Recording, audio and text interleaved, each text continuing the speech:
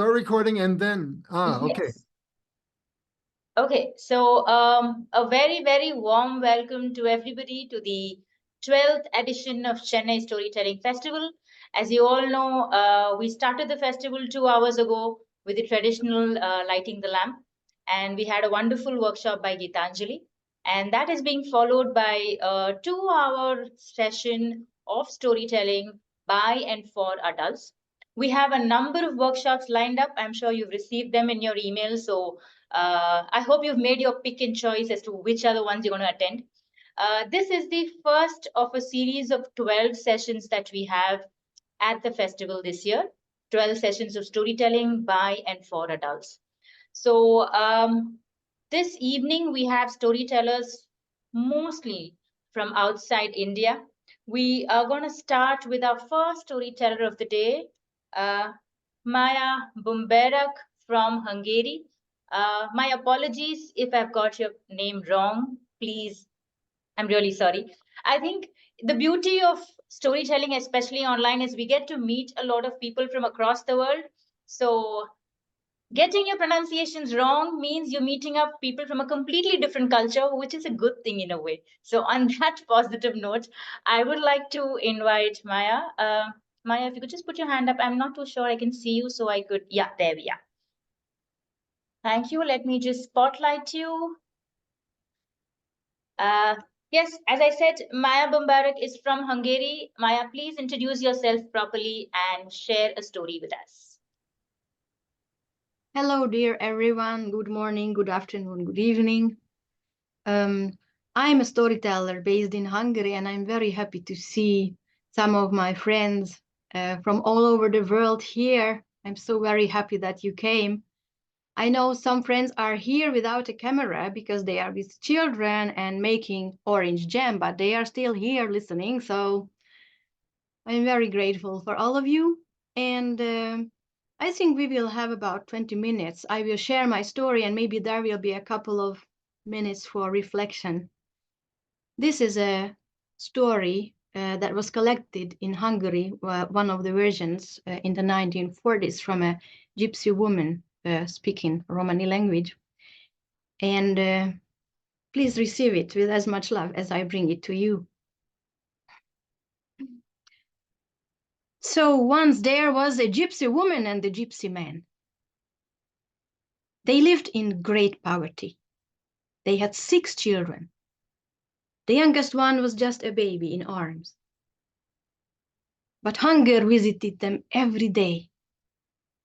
The man tried to find work, but he couldn't. And he had to see his children going to bed crying, asking for food. Papo, papo, kenyeret. But he couldn't give them. And he couldn't stand it anymore. One day he went out to the fields and he took whatever he could. Maybe it was some potato, maybe it was some corn, I don't know. But he was caught. And he was taken to court, sent to prison. They put 12 black years on his life, my friends.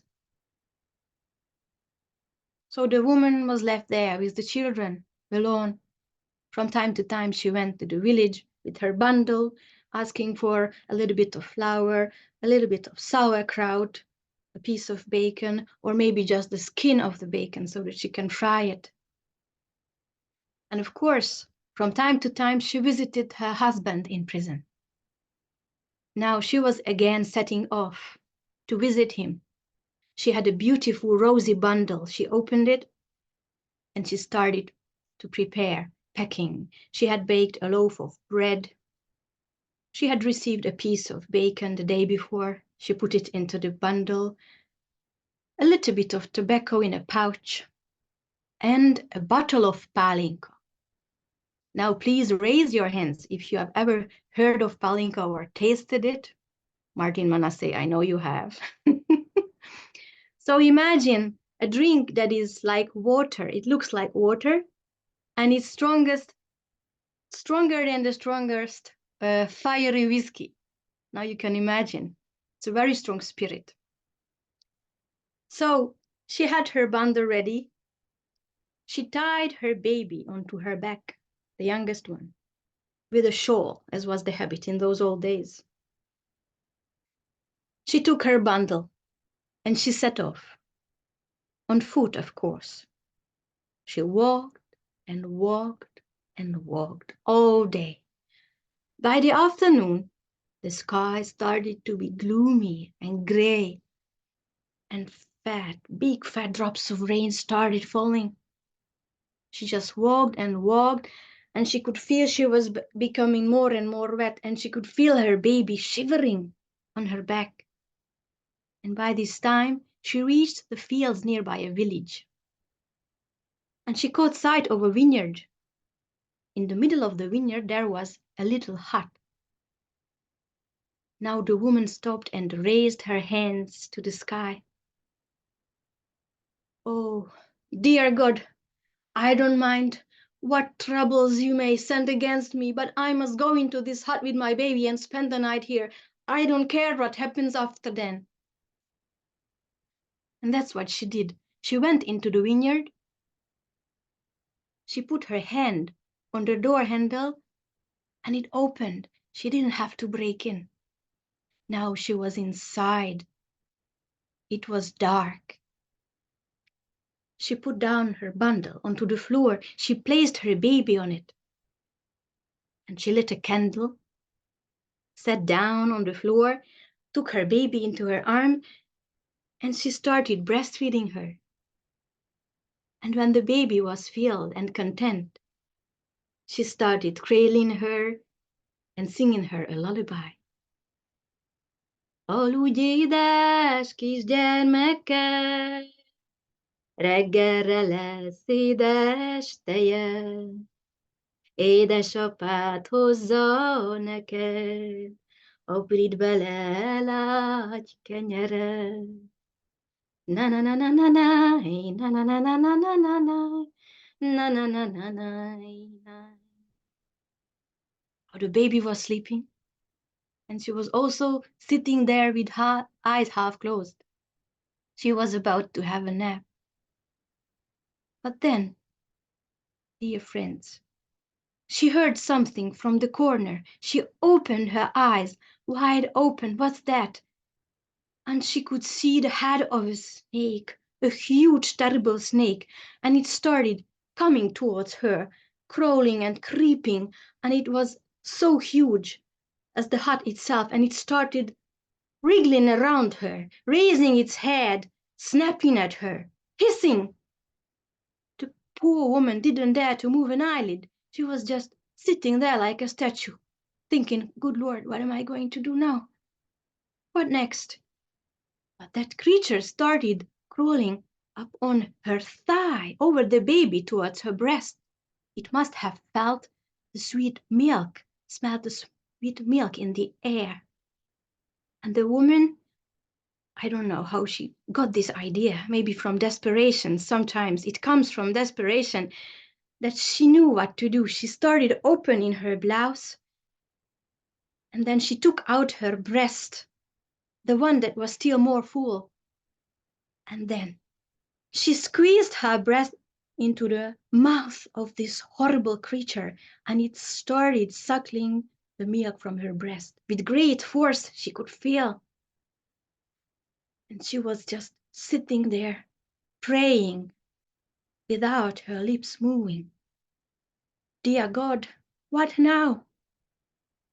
The creature was suckling the milk, and she slowly put her baby down onto the floor and started poking around, looking for the bottle of palinka. And she found it, she grasped it. She opened it with her mouth, and she started pouring it slowly, slowly onto her breast. It was flowing as thin as a thread, but it was flowing down her breast. And of course, as you can imagine, that creature, as it was suckling the milk, it started drinking the palinka, the strong palinka too. And she could feel that the creature was getting weaker and weaker. By the time the bottle was gone, actually, the creature was completely drunk, and she could feel the creature released her breast and with eyes closed dropped down on the floor and didn't move anymore. Now the woman jumped up. What now? What am I going to do now? She found a knife there. But she said to herself, I don't dare to stab it.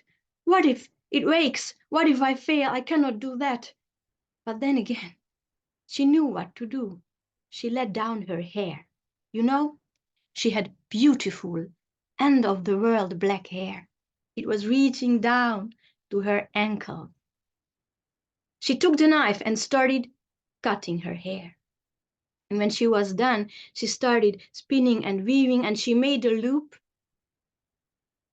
and tied the creature with her own hair. It was so tight, she thought, no one can ever loosen this again. Then she took her baby and her bundle and rushed out of the hut. She was shaking and sobbing, and she walked out of the vineyard and walked and walked. But by now, the sky started to become pink and lilac. The sun was rising, and she walked until she reached the first little town. Her eyes were swollen from crying, and she immediately went to the town hall. She went up to the first floor, where all the magistrates were gathering, you know. She knocked on the door. Then she entered. Good day, and God bless you, dear sirs. I've come to you in a grave matter, and I want to recount the case to you exactly as it happened. Please listen to me. You know, my husband is in prison, and I set off to visit him. I took my baby with me, as you can see, on my back. I set off on foot. I have no vehicle, nothing, and we walked and walked until night fell upon us, and I found this hut, and I had to spend the night there, the magistrates. And there, in the middle of the night, a horrible dragon snake came upon us, and I killed that dragon snake with my own hands, with my own hair. Now one of the magistrates looked at her. Woman, if you are lying to us, I will have your life. But why would I lie? This is the truth. If you don't believe me, look at my hair. I've cut it. I've tied that horrible creature with my own hair. Woman, do you understand? If you are trying to play tricks on us, your life will not be worth a penny. Now the woman threw herself down on the floor. Then, if this is not the truth, take my baby and take my life away. Now the magistrates looked at each other. They actually knew about this creature because everyone was afraid in the region. Nobody saw it. Sometimes it took cows, sometimes it took people. Nobody could catch it. Now, woman, stand up. Let's go and see. They put her on a cart, they sat next to her, and they drove immediately to the hut. The woman was showing the way. And when they entered the hut, there it was, that creature lying dead, tied with the beautiful black hair of the woman. The loop was tight, and the more it was trying to move, the more it strangled itself. Now the royal magistrates were breathless. The royal magistrate looked at the woman. Well, woman, indeed, you told us the truth. You killed that creature, and for this you will have a reward.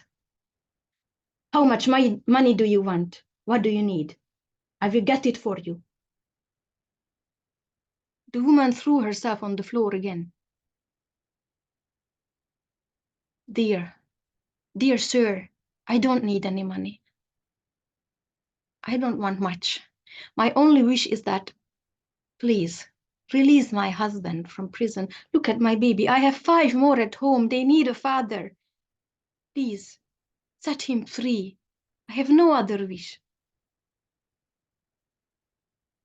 You will have what you want, woman.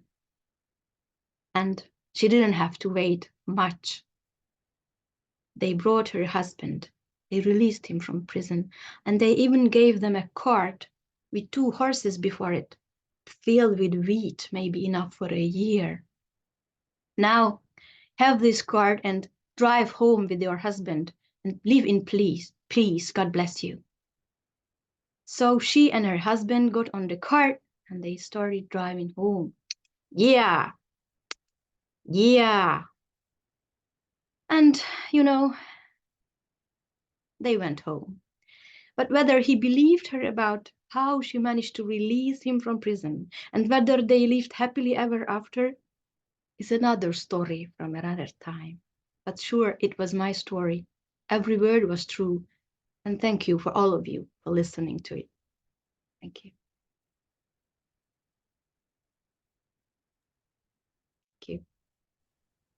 Thank you, Maja. That was such a powerful story and a very visual one. I think everybody would agree with me if I say we could see that woman in the hut. We could see the snake going around. We could see her dropping that drink. I didn't get the name though. Drop by drop, and it was very very visual for me. A very strong story as well. Thank you so much for sharing. I open it up to the audience if you want to share any thoughts, any ideas that come up to you about this telling. Yeah, so this is Poonam here. May I go? Yes, of course. First, hi Bye, Maya. Poonam. So good to Thank you hear for coming. Yeah, I promised, and I always love the stories that you tell. And I know this story is coming from a mother who loves her daughter very much. Every time we talk, she talks about her daughter, and mothers can do everything. And with this thought, I think you did total justice to the story. The visuals, like Pratigya said, were perfect. And the way you explain the feeding of the mother to the snake, I could actually see it. I could feel the strain on her body, on her mind, on her soul. And how she could react was only a mother and no one else. It was a beautiful telling. Thank you, Maya. Thank you so much. Thank you. Thank you. May I say something as well? Yes, please Oh, go please, ahead. Bogi. Hello. I just want to share a short story what Maya already knows connected with this story. So the first time that I hear this story from Maya, it was in Scotland, in Edinburgh in 2017 in a storytelling festival. Maya was an invited speaker guest, and I was in the audience. I was just listening. And I heard that story, and the night before I had a dream about a gypsy folk song. And then it was the night before. And then after the story, Maya stood up on the stage and she said, let me sing you a Romania gypsy song. And she sang the same song what I had the dream about the night before. And when she came off from the stage, we just shared, this with each other and we hugged each other. And it was really, really moving too. So thank you for this amazing story, Maya. It was really lovely to hear it again. Thank you. Thank you. Jane. Thank you. It was a really wonderful story. It was so not just visual, but visceral. I mean, I could feel that snake and the drawing everything out of her. It was so well told. Thank you. Never heard anything like it. Thank you, Jane. Thank you. I think June, you've raised your hand. You want to say something? Yes, I really enjoyed the story too, and the comments everybody else made are my comments. It was you could feel that snake at the breast, and for somebody that grew up in a prudish environment in Canada where we didn't even talk about breastfeeding, I think it had an even stronger reaction to me. I sort of went and I love the imagery of, I think it was hair as dark as the end of the world. That was just conjured up such a beautiful image. So very well done, and I really appreciate hearing it. Thank you. Thank you. Oh, very. I want to jump in and just say one thing that struck me about the story, Maya, and this is, of course, something that we encounter throughout folklore from around the world, I think, is the skepticism of the magistrates and the way that women, that she's treated as a woman and as a mother. And we see her being so brave and we see her being so dedicated to her husband and to her child. And yet she walks in and it's like nothing. They say, oh, if you're lying to us, it's your life, you know, and it's just a striking thing in the story. Thank you, Barry. And it's a very, very unfortunate, very much alive thing. I have friends who are treated like that here and now.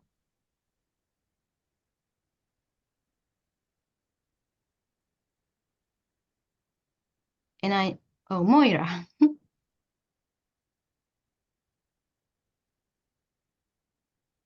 Oh, Moira, we can't hear we you. can't hear you, Moira.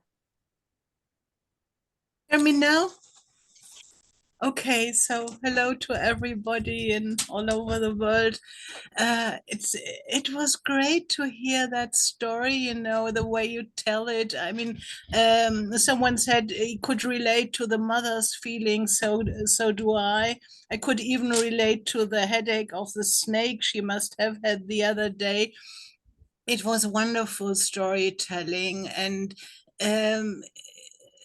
it's was sort of double pleasure just to hear it, to be in the whole story, the way you tell it, to feel it, but it was also on that level. So mothers, whatever happens, I know what I'm talking about because my son is 28, so it's quite a while since I have been breastfeeding him, and he moved in again, and it's tough sometimes.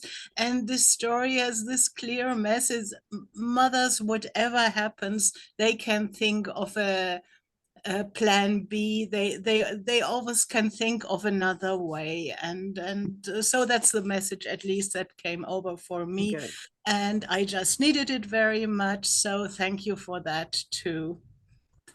Thank you so much. Thank you. And when I found this story, I was taken aback, like, oh, what a story. We have many dragon slaying stories in Hungarian folklore, magic tales. This is not a magic tale. This is more a tale of belief. But I was just astonished how you can kind of get away with such kind of a creature in a very different way, not with a sword.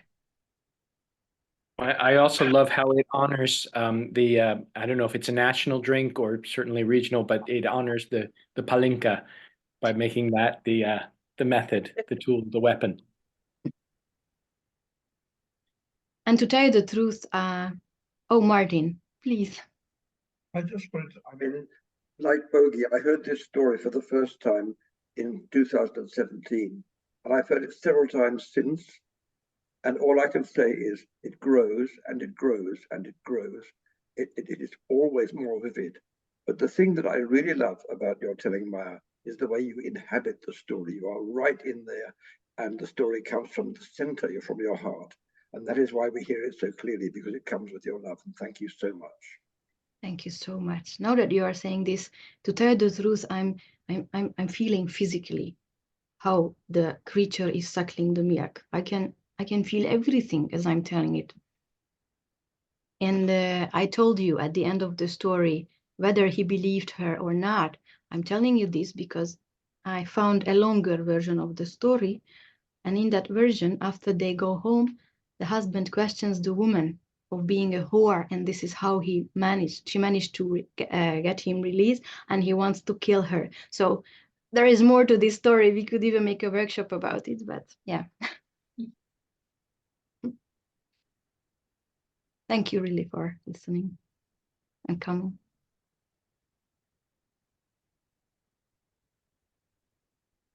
Okay, I guess those are some very interesting reflections in the story. Just one more thing I would like to add, Maja, is now that you told me the backstory about the continuing part of the story, I think for me, that was also very strong. Just a passing mention saying whether they believed it or not is yet another story. And I think that was very subtle, but very strong at the same time. You just gave the message across with half a sentence. So thank you so much on that. On that note, Maja, I think we will move on to our next teller for the day. We have Alistair Martin. You live near Toronto. Let me just spotlight you for everyone first. Thank you, Maja.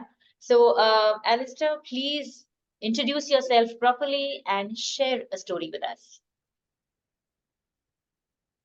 Thank you. I'm honored to be here today. I'm actually in Toronto, staying at a friend's house, and I'm delighted to share this story, which is really the story of the quest for the Holy Grail, and of course, it comes to us from the 13th century.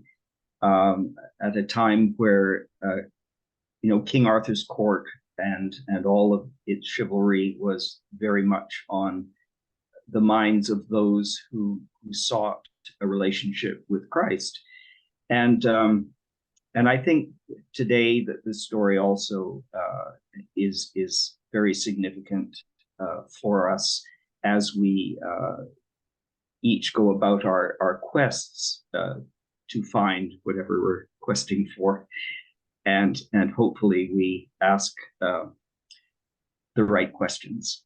So without further ado, here is Parzival, the Wild Mountain.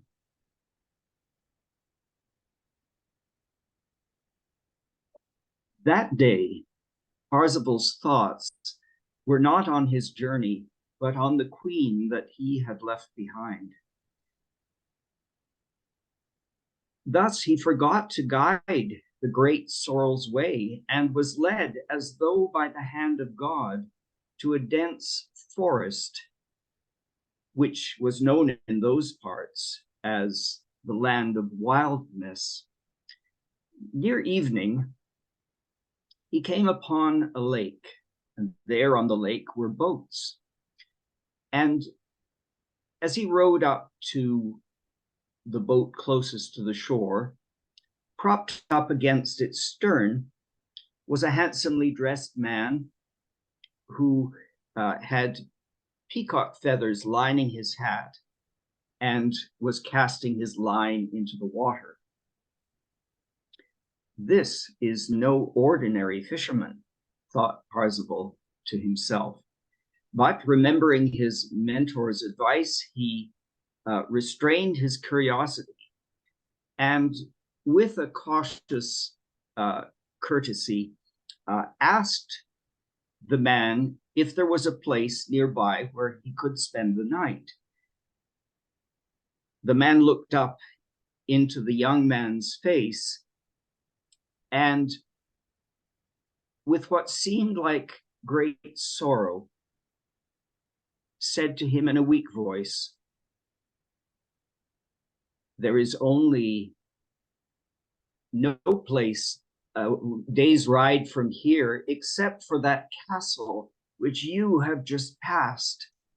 Parzival was surprised because he could not remember seeing a castle, but as he turned back, up on the high hill, he saw the towers and turrets of what had to be a magnificent fortress. "If you go and tell them at the drawbridge that the angler has sent you, they will take you in," the man said. Parzival did as he was asked.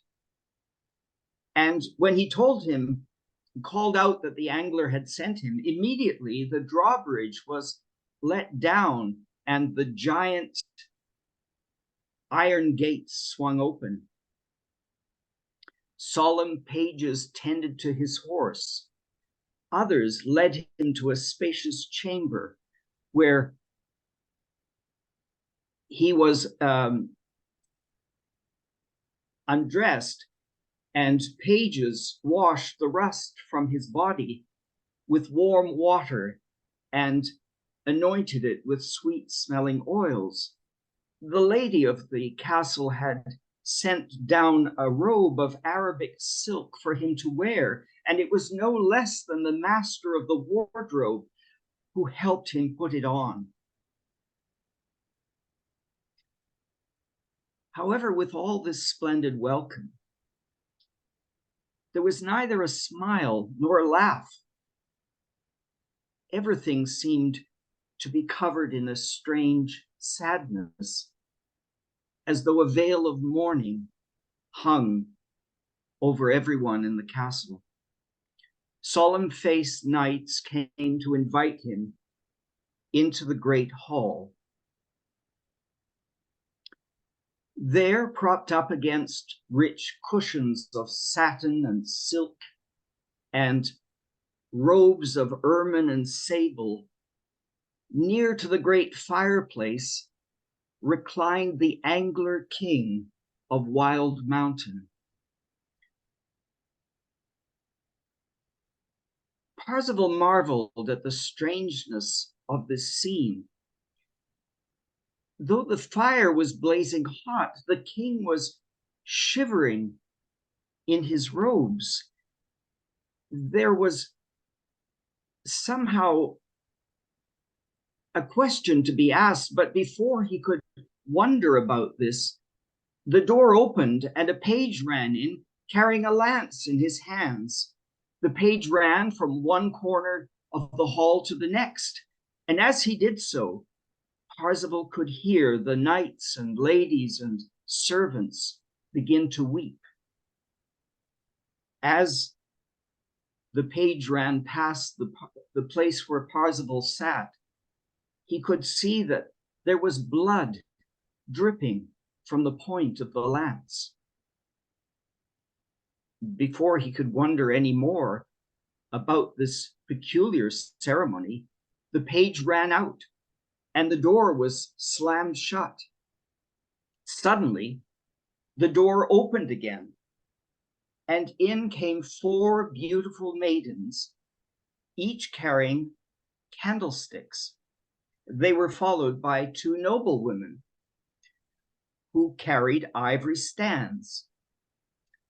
Next, 8 maidens came in, 4 of them carrying more candlesticks and 4 carrying a great jewel, a garnet that had been fashioned into the form of a tabletop.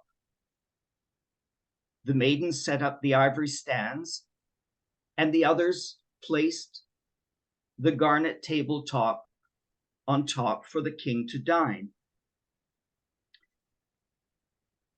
Then 6 more maidens came in carrying silver knives and placed them on the table. And then more wonderful,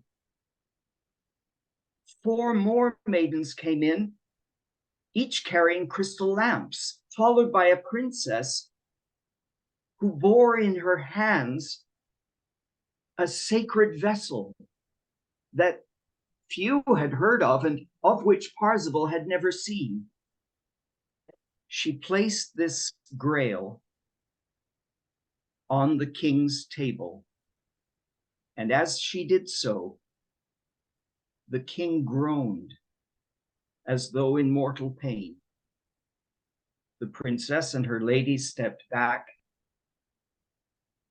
and everything was ready for the feast to begin. But where was the food and wine? Servants came in and brought tables and golden plates and goblets for everyone, all of the guests. Parzival wondered again, what was the meaning of all this? But suddenly, a page came in bearing a sword, and the king motioned the page to give the sword to Parzival. And as he held the sword in his hands, sheathed with gold and with a single ruby in its hilt, Parzival could feel all the eyes of everyone in the hall on him, and all of them sad, especially those of the king. "Before God crippled me," the king said, "I carried this sword into many a great battle. Since I have only been able to offer you the poorest of hospitality, take this sword. I feel it will serve you well." Well, suddenly, the servants came in, and one servant took a gold vessel and brought it toward the Grail. Immediately, it was filled, and the servant set before Parzival a golden vessel full of rich red wine. Another brought a golden plate, and immediately it was filled with foods, meats and fruits and rich foods of all kind. One by one, the servants did this, and soon all the people in the hall, all the guests, were fed a banquet so sumptuous that even the guests in Arthur's court would have been amazed. Parzival wondered at the meaning of all these things. What could it all mean? But he remembered the advice of his mentor and didn't ask any questions. Soon the feasting was over, and the servants took away the tables and the goblets and golden plates. The maidens came in and removed the candlesticks and the garnet tabletop, the silver knives, and last of all, the Grail. Parzival bade the king good night, and the king, as the courteous host he was, did the same. Knights led Parzival to his bedchamber. Pages undressed him and put him in a canopied bed. Maidens brought him mulberry wine and grapes and bade him rest well. Though he was tired, Parzival tossed and turned, churning with dreams of swords cutting his flesh and lances piercing his body. When he woke up with a start, the sun was streaming through his window. He waited for the pages or knights or the master of the wardrobe to come and dress him for the day, but nobody came. He sat up in his bed. He saw his underclothes and his armor prepared for him. He jumped up in alarm. Something dreadful must have happened, he said. As quickly as he could, he put on his underclothes and armed himself as best he could with nobody to help him. I must go and find the king and offer him my service, he said. Parzival went from room to room, but found no one. He yelled out, but only the sound of his own voice echoed in the empty air. Finally, he opened the great door, and there at the bottom of the stairs stood his horse, bridled and saddled. Someone had placed the sword and his lance against the flank of the horse. By this time, Parzival was more angry than concerned. He ran across the courtyard where they had greeted him so courteously the day before, but found no one. It was as empty as the castle. However, he did see that the grass had been disturbed, as though many horsemen had mounted there not long before. He ran back to his horse and jumped in the saddle. The gate and the drawbridge were open. He galloped across, but just as he got to the end, someone yanked the cable and he almost fell, horse and all, into the moat. He turned around to see who had done this, and there, standing in the open gateway, was the page, shaking his fist at Parzival.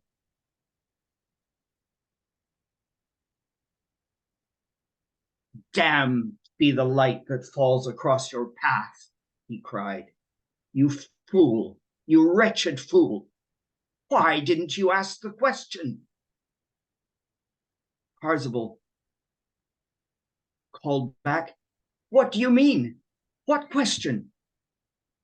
Suddenly the page turned on his heel and disappeared. The great iron portcullis crashed down on the stone pavement. Parzival was alone. There you have the story of Parzival and the Wild Mountain.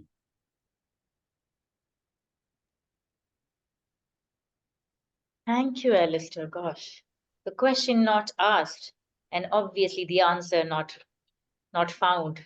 Such a profound story. Thank you so much. Thanks a lot for sharing that one. My pleasure. Thank you for listening. I do want to mention that I was inspired by this book, The Quest for the Grail by the Franciscan Richard Rohr, because he talks very eloquently about the meaning of the quest and the questions in our lives as we seek meaning. Why are we here? What is our mission? What are we meant to accomplish in this life?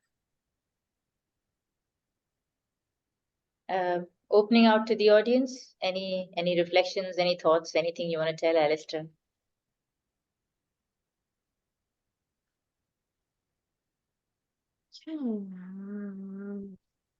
I can't do this. I got it off for a second. Action chat. June, we can hear you, though I think you've switched your video off now. I'll just say that while we're waiting for questions, that the story connects to me personally in a deep emotional way, because you remember the sword in the story that the king presents to Parzival. I remember when I was a very young child, I was in the school play, and my father, instead of buying a plastic sword in the shop, built me a wooden sword, and he painted it silver, and I could hardly lift the thing. It was so heavy. But that memory has stayed with me my entire life, and somehow the sword awakes the warrior in me when I need him. And so that's just an image I connected with in the story.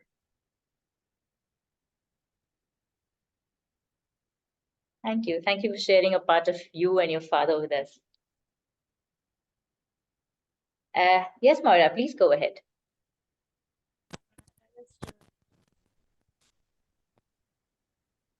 I just thoroughly enjoyed your masterful images, words, and it was sort of just listening to the pure beauty of the language was a great reward.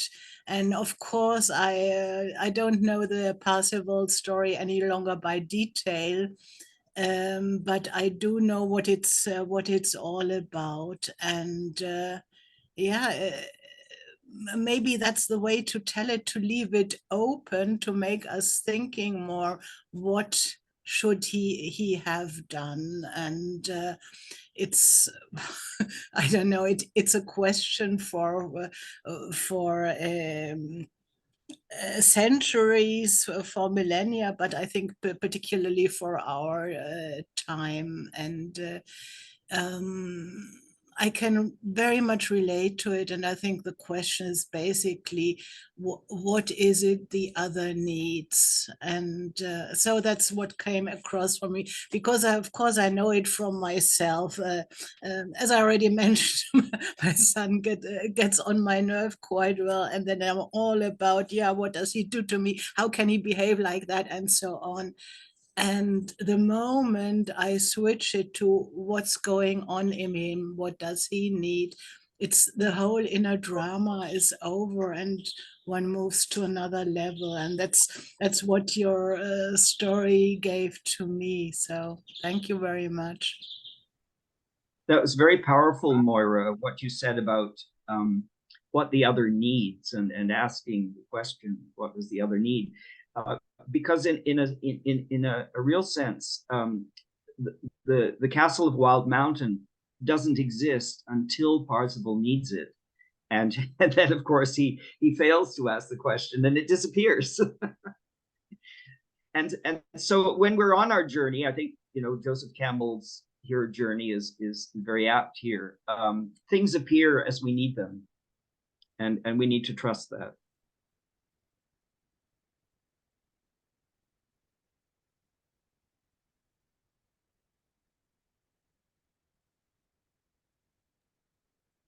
Okay.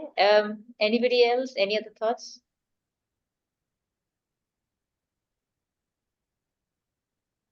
Yes, I didn't understand what the Parspar myth all about, but at least relate with the need and the question and the journey.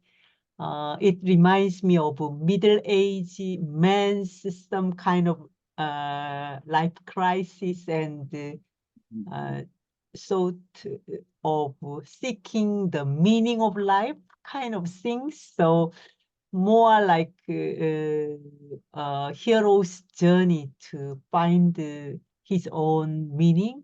Anyway, thank you so much. I think the story like not finished yet. Go on some more. But so suddenly finish. So thank you so much. Thank you, Anne. You know, the story is wonderful, and I won't spoil things for your reading by telling you who the Angler King actually is in Parsifal's life, but it's certainly a quest and a very important one for him. Of course, all these Arthurian legends and the search for the Holy Grail come at a time in the Middle Ages when the power and authority of the church is questioned, and individuals are asking themselves, what does it mean to search for Christ in my life? Not just, you know, repeating what the church tells me to repeat, but how can I have a relationship with Christ?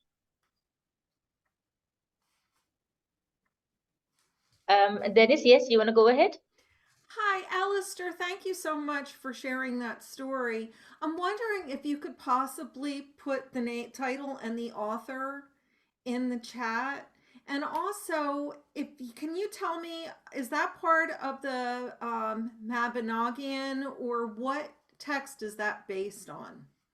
Do you know what the author's source was? If it's something that he embellished to create more adventures for Parador, Parzival, names changing across the spectrum there. Can you give a little bit more background on this particular story and its roots? Sure, I'd be happy to. Parzival, of course, we perhaps have heard of the Wagner opera of the same name, and that's, you know, again a similar but different story. This one, Parzival with a Z or Z, was written by Wolfram von Eschenbach in the 12th century. It's an epic poem of 1,200 lines, and I have taken a version of this written by Catherine Patterson, which is contemporary and much easier to access. Of course, I don't read the old German to be able to access the original, but I do think that whenever I've told this story to young people, they are mesmerized.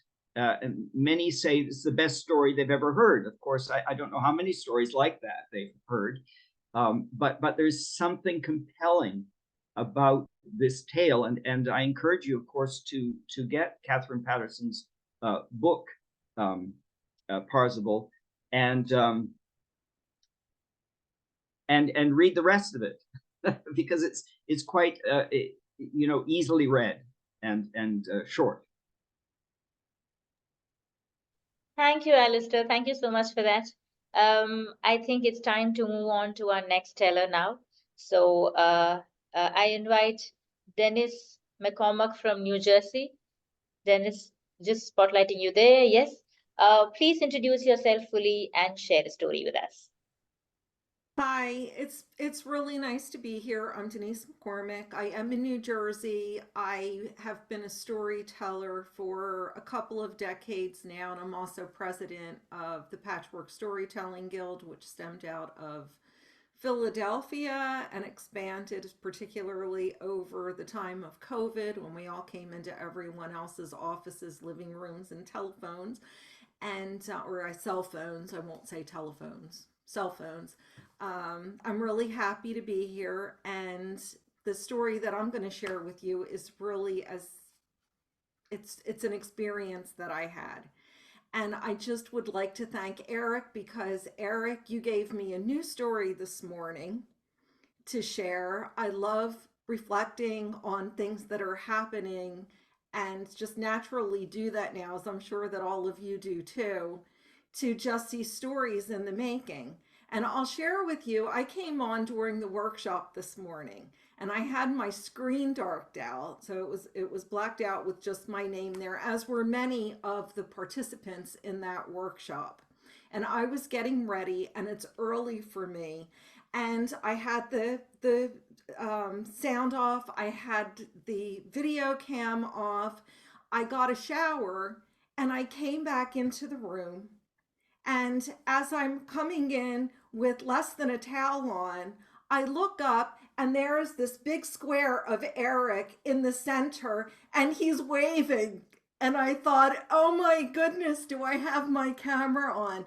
Well, you didn't, but it seemed that way because of the timing. And you were actually saying hello, I think, to Priya when she came in, but it was just that perfect, moment. And that thing that I think all of us have been afraid of is being caught on camera doing something that we don't want to. Just like, does the judge have pants on, as we're sitting down and forgetting where we are and what's going on.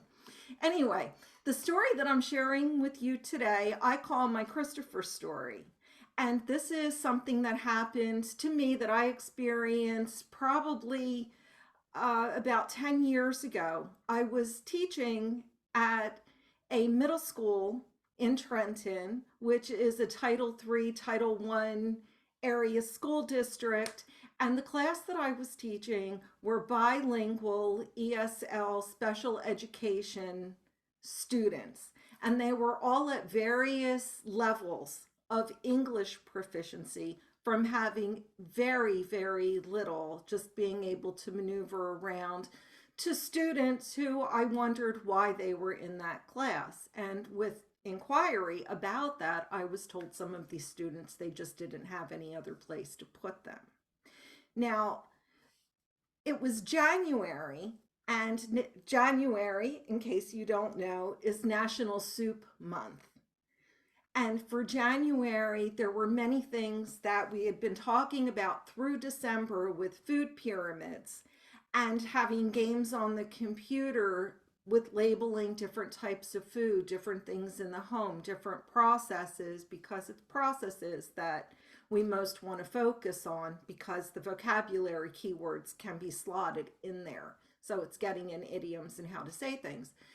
Anyway, it was January, and in the school where I was teaching, there were very few books, or at least very few books that would have been appropriate to these students. So I went to my public library. The librarians knew me from going through all of my coursework, and we found 80 different picture books that dealt with soup and vegetables and things that the students could look at, and we could talk about the various different items that were in there. And of course, January is chicken soup with rice, and there were just lots of things to do. But the most exciting thing for me was that I was setting up a particular day where I could tell the students a story. And I was so excited about it, because telling stories is what I like most to do. And so the day came where all of the children were gathered. The para teacher, who was bilingual, was sitting in the back of the room, and I was just raring to go. And the story that I chose to tell the students was stone soup. And so I began the story. If you don't know it, I'll give you a brief glimpse into it. The story begins with 3 soldiers who were coming back from the wars. They're very hungry, and all they have between them is a pot. And so they're carrying that through the woods, through forests, down little traveled roads, and their stomachs are growling, and they're getting very tired. And they see up ahead that they're coming to a village. And so they move up to the village, and the villagers espy them, and they go into their houses. Well, the soldiers aren't going to be daunted by that, and they go up to one door, and they knock on that door, and they call for someone to please come and answer. And one of the villagers, and a little old woman, opened the door, pulled the door back. Yes, what is it? What do you want? We're very hungry. We're just on our way back home. Can you spare us with some food to eat? Oh, I don't have enough food for myself, said the little old woman, and she slammed the door shut. Again, the soldiers weren't daunted. They went over to another door in the village, and again, they rapped at the door. This time, a man opened the door, quite ready to go out and take care of his business of whatever it was in which he served his livelihood. What is it? What do you want? Said the man. If you don't mind, we could really stand to have a bit of rest and something to eat. We're poor soldiers on our way back from war, and we're on our way home. Can you spare us something and a place to rest? I don't have enough here for myself. Go ask someone else. And again, the door was abruptly closed. Well, by the time they came to the 3rd door, news of why the soldiers were going door to door had spread amongst the neighbors, and now the door wasn't even open. And so the soldiers, dejected, walked away, and they began to talk amongst themselves, and one of them had quite an idea. And so the 3 of them built a small fire in the middle of the village within view of the homes that were there. And they put the pot upon it, and they got some water. And one of the soldiers had found a stone, and he put that into that pot of water. And now the 3 soldiers stood around that boiling pot, waiting for the water to come to a boil. Well, at this point in my story, I had one of the students who spoke such fluent English, I didn't understand why he was in the class, and up shot his hand. And I looked at him, and I just thought, please, Christopher, please just let me finish the story. And that's what I said to him. Christopher, please, I will answer any question that you have when I'm finished with the story, but please let me get through this. I really want to tell this story. And so Christopher hesitantly dropped his hand back down, and I continued telling the story of stone soup. And I told of how the villagers, with their curiosity, began to look through their windows and peep their nose out the doors, wondering what it was that the 3 soldiers were making, and knowing full well that none of them had provided any type of foodstuffs. And the men, the soldiers, continued to stir up that pot, that water that had the stone in it. And there was Christopher's hand up again. And oh my goodness, I could feel my shoulders rising up to my ears. Christopher, please just let me finish the story. Please just let me finish the story, and then you can ask me anything that you want, and I will answer. And again, Christopher brought his hand in. So I continued with how the villagers, one by one, began to come out of their homes, edging closer and closer until they were within hearing distance. And one, being closer than the other, could hear quite clearly as the soldiers said amongst themselves, You know, this is going to be the best stone soup that we've ever had. It would be so much better if we had some carrots to put in. And that villager who was close by said, I think I have some carrots in my house hidden away. Let me go get them for you. And immediately went to go get the carrots. Now, at this stage of the game, this is where I'm going to ask the students in the classroom to contribute what kinds of vegetables might go into this soup. And so one by one, the students in the classroom are raising their hand, one saying potatoes, absolutely potatoes, and one saying cabbage, and one saying onions, and so on and so forth. And so we had this hearty mass of vegetables coming that were going to be put into the stone soup. And as I'm saying that, the soldiers are announcing, oh, best stone soup we've ever had. Surely and truly it is. Up pops Christopher's hand again. And it's, Christopher, please. And this is the cutest little boy that you ever did see. Christopher, please, just wait until I'm finished the story. I loathed having my stories interrupted. Please, Christopher. And this was the first time that I really believed that everyone in the room would know, because we had been covering all these ingredients and things going forth for the last month and a half. And Christopher put his hand down with a promise for me. You know what, Christopher, I will let you have time on the computer. Just let me finish the story. And so I continued again with the story, how everything was brought out. All of the vegetables of stone soup. There was salt, there was pepper, there was an abundance of soup, enough for all of the visitors, all of the villagers to share in, and certainly enough to fill the bellies of those soldiers.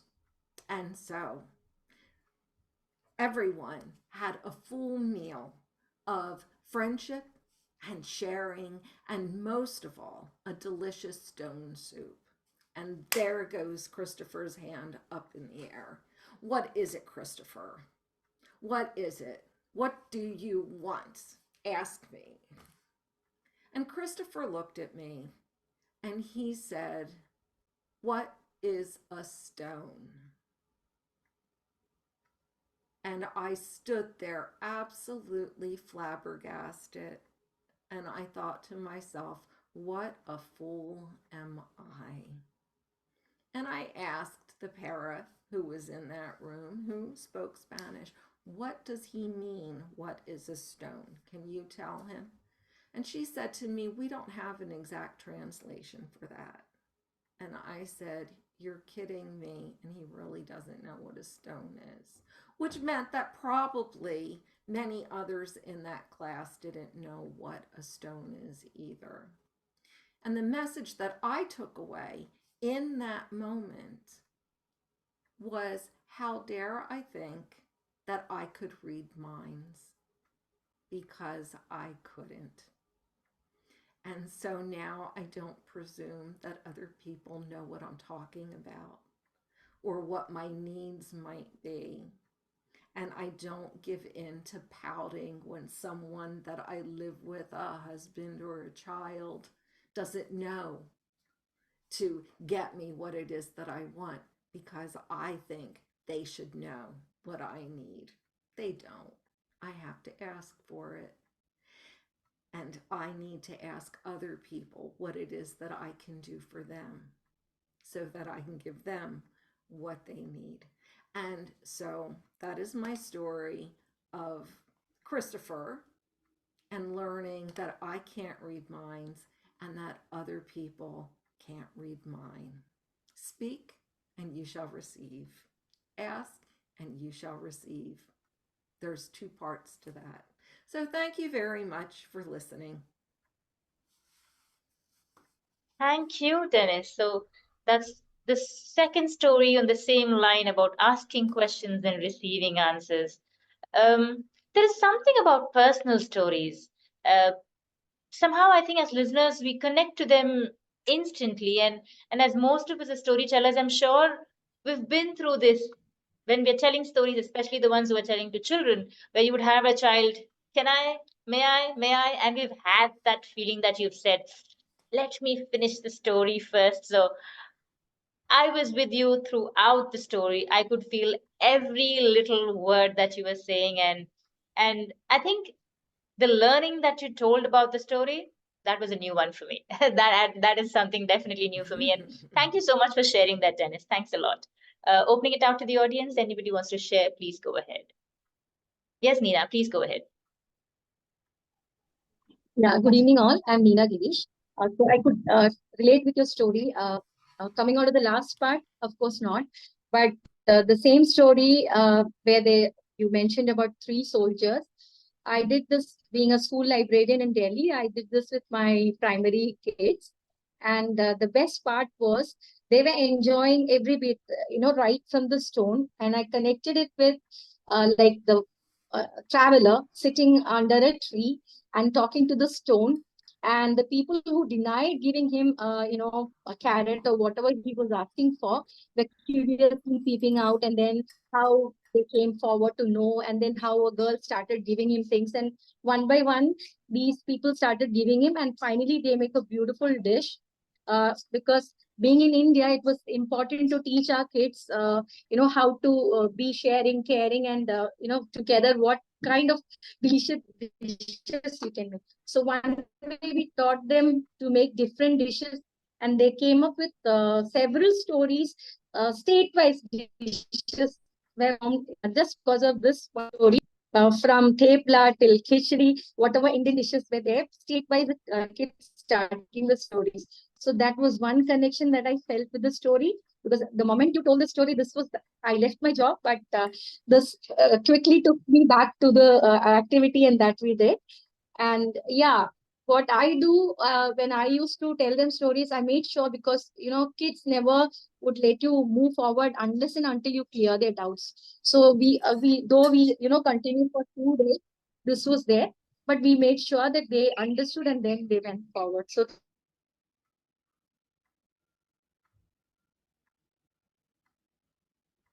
Okay, I think we've lost Neena there. Nicola, you want to go ahead?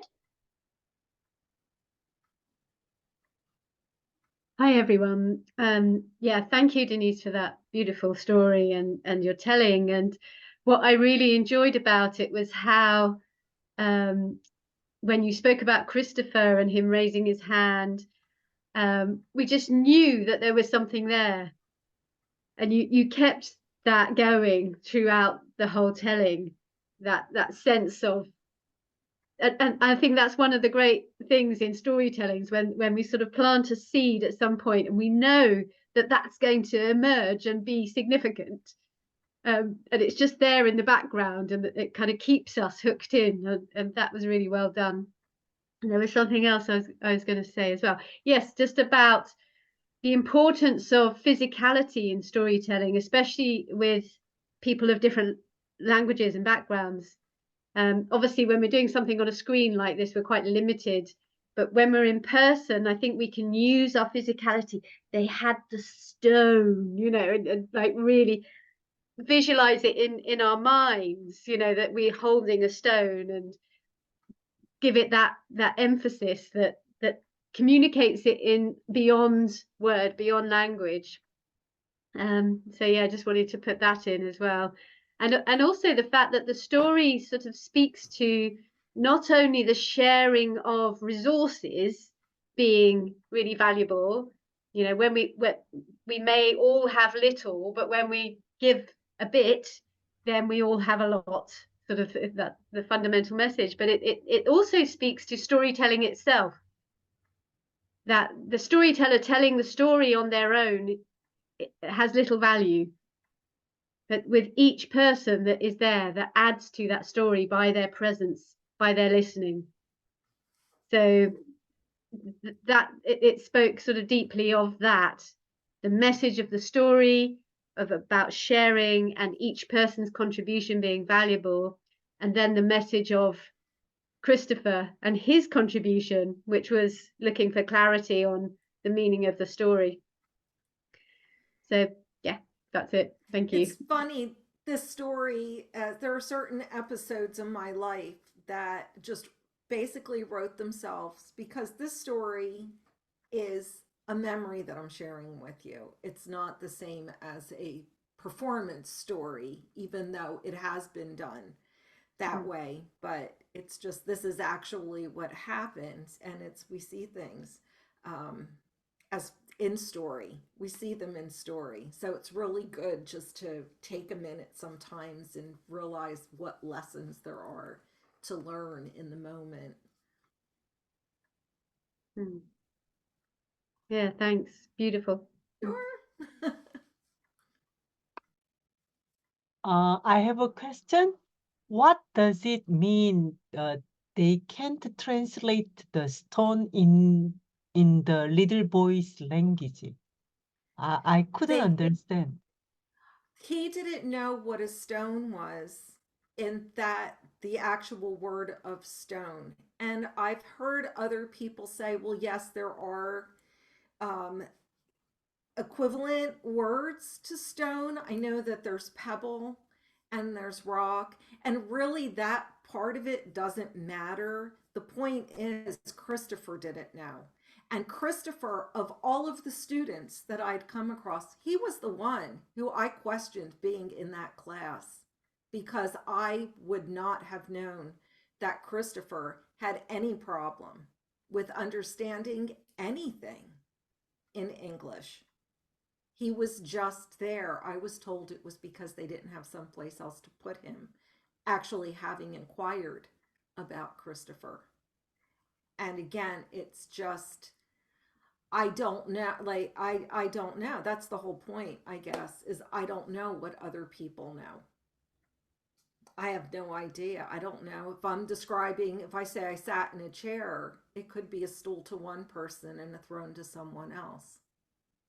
We don't know what other people are thinking.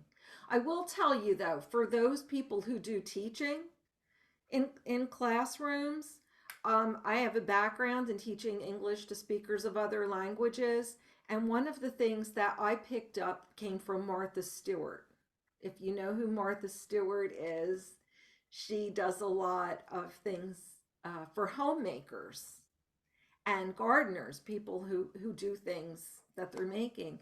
And something that works with that quite well is, for instance, if I was speaking of a clock and I didn't know that everyone is in there, I would hold up what is dubbed realia, or the actual thing that I'm talking about, and introduce them prior to get the main vocabulary out. But in this particular class, that the idea of that particular word just completely eluded me. So now I know I don't know anything.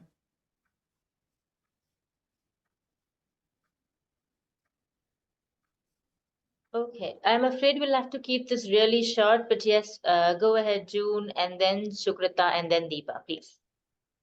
I'll just make it quick. I had that experience, Denise, many years ago. I was doing a program in a women's shelter, and I think it was the St. Patrick's Day, and I had songs and I had Celtic stories, and I was telling them, and the reaction, I wasn't getting a good, strong reaction. They didn't know the songs. I found out none of them had any background to a Celtic folklore or Ireland or anything else. So it was a good learning lesson to know your audience before you start a program. And even then you don't know. Exactly.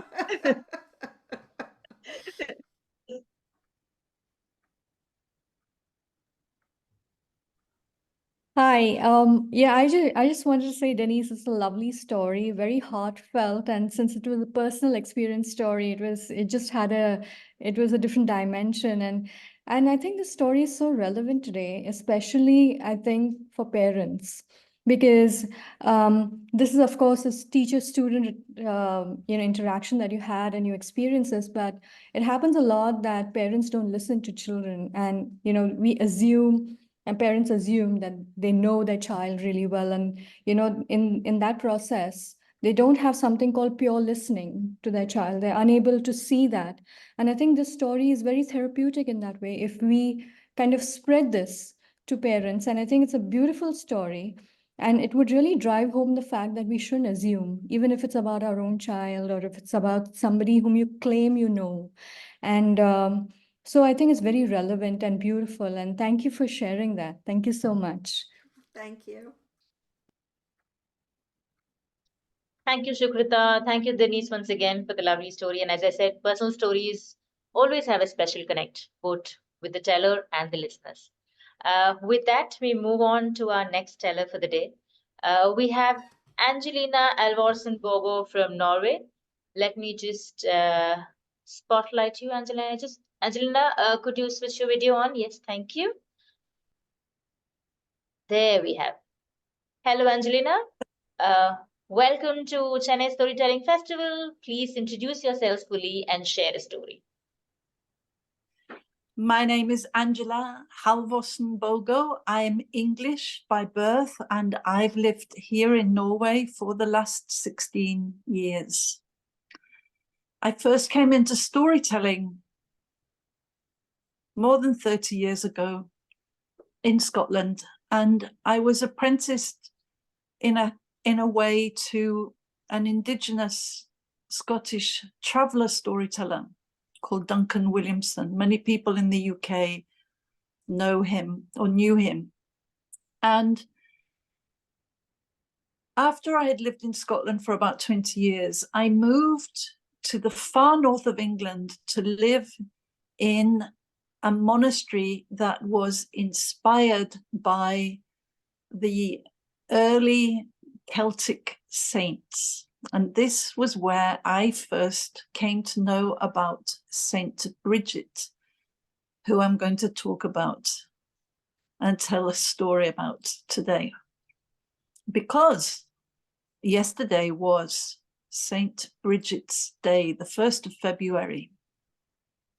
It's also called Imbolc, which means in Gaelic, in the belly.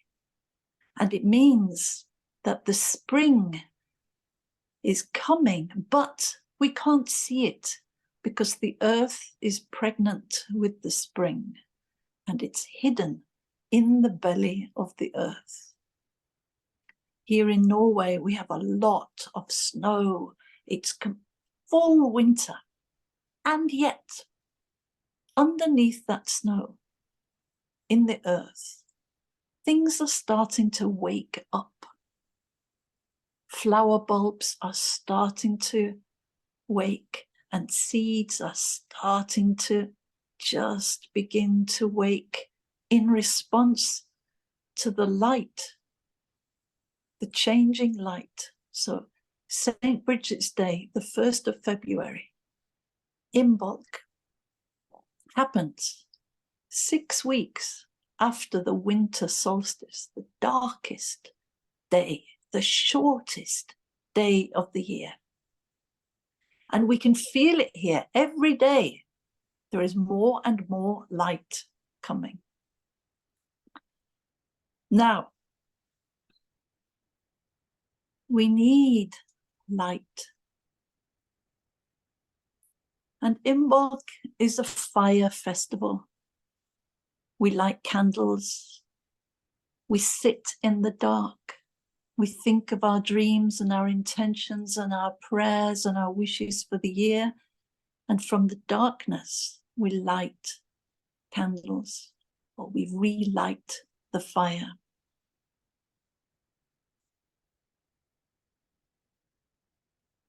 Now, when I moved to this community, this monastic Celtic community, I had not lived very much in the countryside. I was a city person, and I was living next to a field, and when the harvest was in, the mice came in the house. And I won't tell the whole story, but I will put this story where you can find it later. But basically, I had my first teaching from St. Bridget to do with the mice. When I realized that I should not be getting rid of the mice, I should be welcoming them.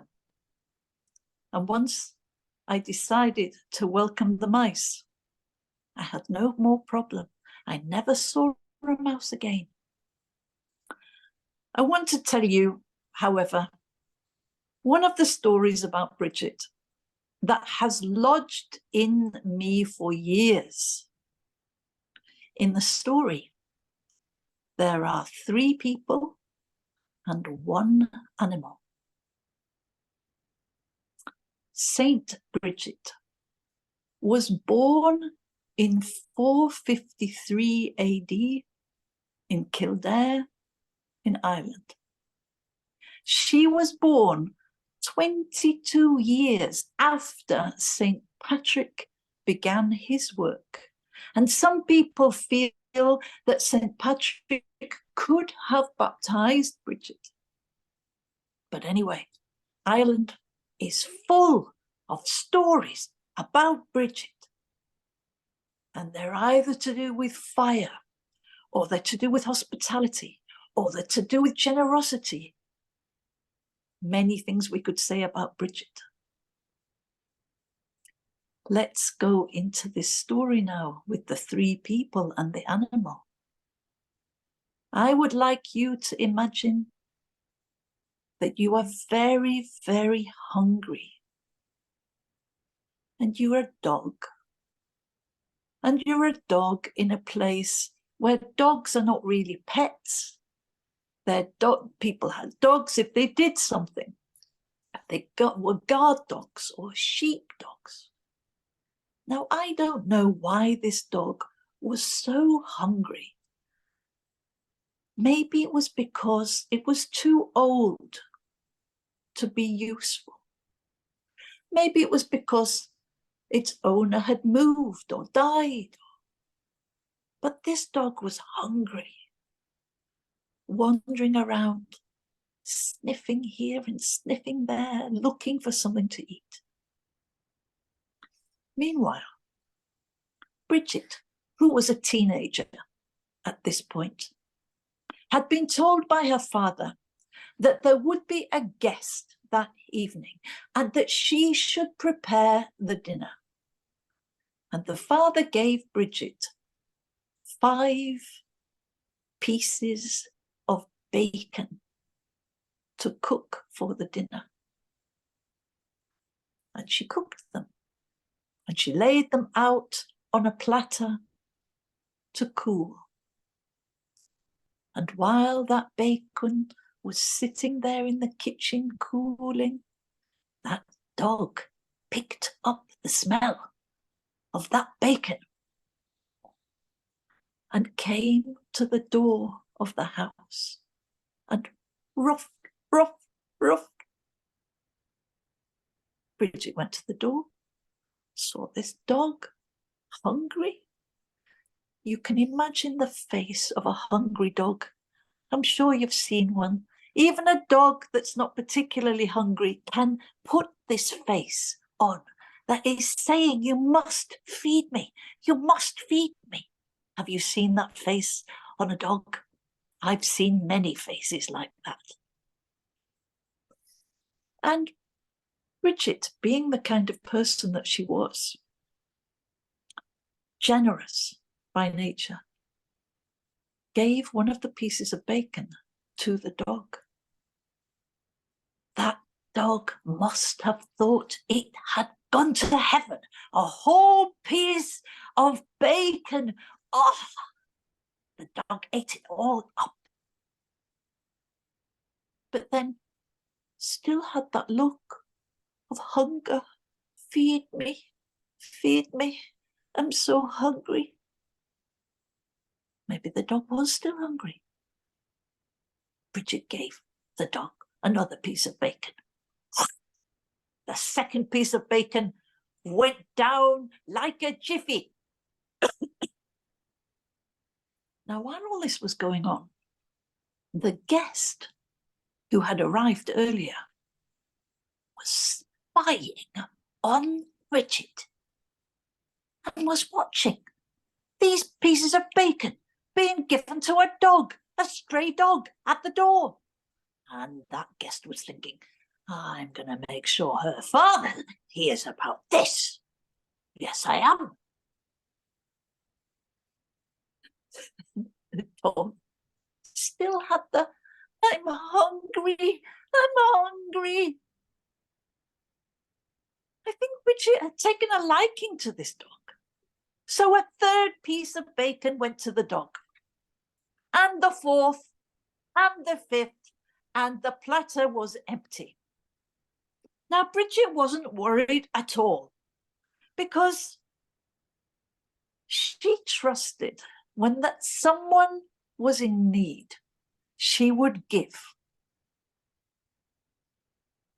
Now, the guest went to find the father and told the father what Bridget had done. And so the father called Bridget and said, Bridget, where are the pieces of bacon that I gave you to cook for our dinner tonight, for our honoured guest? And Bridget said, just a moment, father. She went to the kitchen and she brought the platter, and on it were the 5 pieces of bacon. And the guest went white and looked at the bacon. He had seen the dog eat the bacon, and yet the bacon was on the plate in front of his eyes.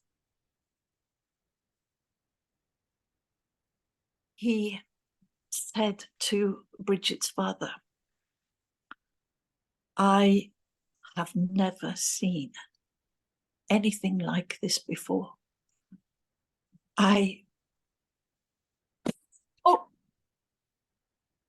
Whoops, some miracle has happened here. And the guest explained to the father that he'd seen the dog eat the meat, and yet the meat was here again. And the father, they have never seen anything like this before either. And they looked at that meat, which suddenly became holy food, sacred food. And they decided that they should not eat this food, but that it was specially blessed. And so it was given away to the poor.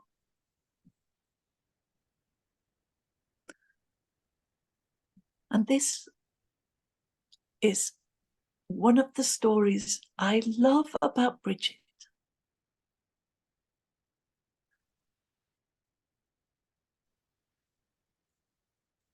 Because it's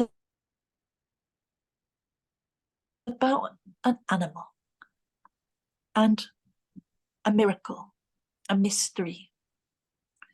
People become saints and end up in stories told hundreds and hundreds and hundreds of years later because of moments like this that we cannot explain. Moments that are teaching moments for anybody who witnesses them. My story about what happened with the mice in the cottage where I moved next to the field of wheat, I will tell another time. In fact, I will put it on my Patreon page, and you can go and listen to it next week. But I'm wondering, of all those people, who are you? Who were you listening to the story? Bridget, the guest, the father, the dog, or the bacon? And I want to finish with a blessing. Since it's now 1603 here in Norway, And we have literally just moved into the energy of Imbolc. For a certain number of days, I can't remember what it is, but it's approximately 6 weeks from the winter solstice, which was the 22nd of December in 2023. So the energy is shifting right now. So listen to this blessing, which comes from the Hebridean Islands and the west of Scotland. It would originally have been in Gaelic, but I'll sing it in English. May the deep peace of the quiet earth be with you now and remain with you. May it fill your life and all that you do. Deep peace of the quiet earth to you. May the deep peace of the curving air be with you now and remain with you. May it fill your life and all that you do.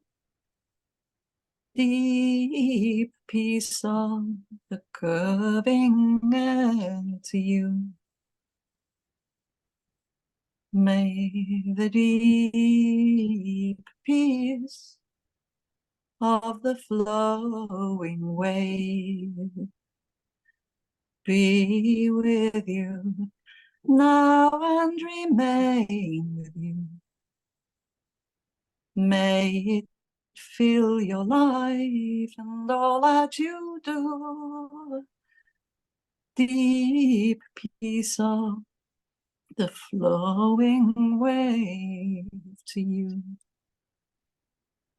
May the deep peace of the shining stars be with you now and remain with you.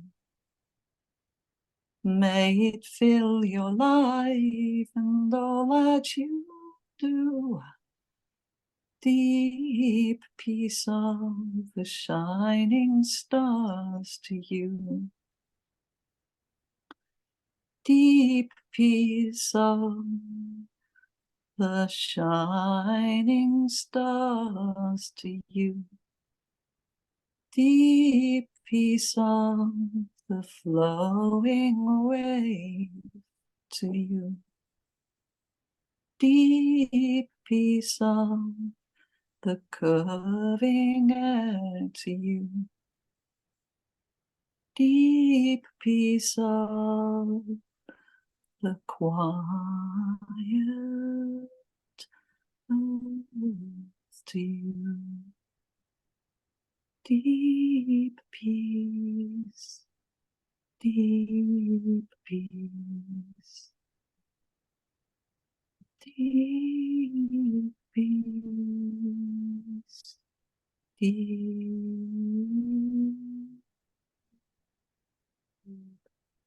peace.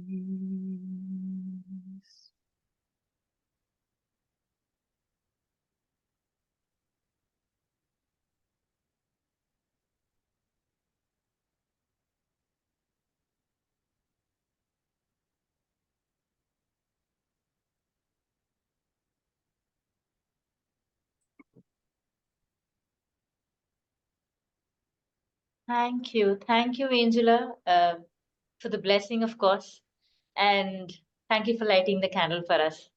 Such a beautifully told story. I love the way you share the story in a very, very relaxed way, and I'm sure all of us were with you every single step. We could see the dog being fed.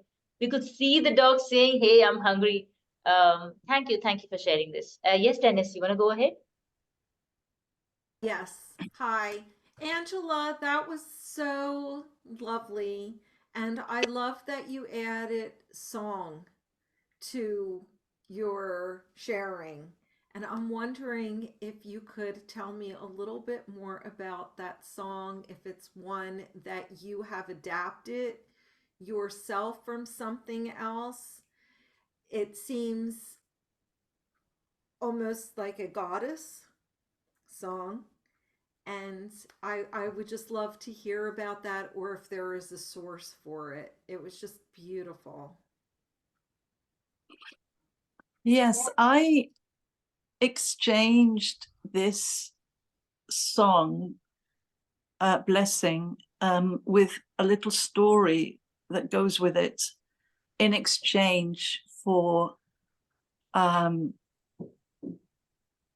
something that I can't remember what I exchanged it for, but in the Hebrides. And I learnt it orally. So it's called the Hebridean Blessing. And I'm sure that if one searches for it, you can find it.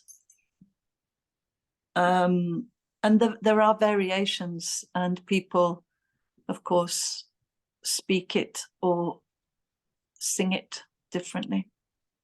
I loved the curve of error. The language that was used to describe the elements. I will mute myself now, but thank you. That was just absolutely beautiful. Thank you.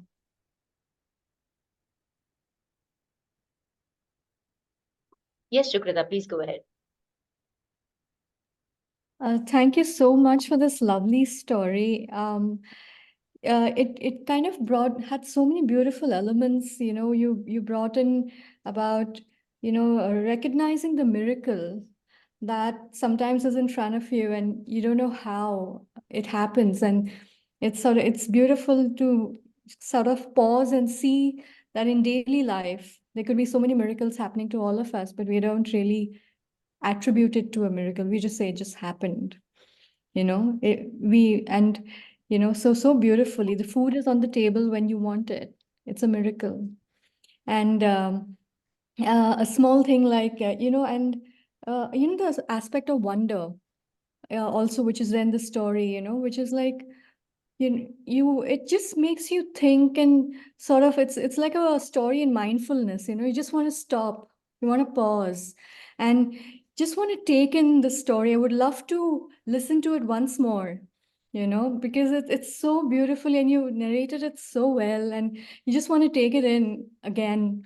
And the aspect of wonder, of a blessing, of miracles, which is what actually, and how everything is connected also in life. We don't know what is connected to what, but we are all connected in every aspect. When we give, somehow we'll receive in another way, and that's how the universe works. And so everything is so beautifully narrated. Thank you so much for this story. It's truly, the story is a blessing. Thank you. Yeah, yes, Bruce, please go ahead. Hello, and thank you for that story.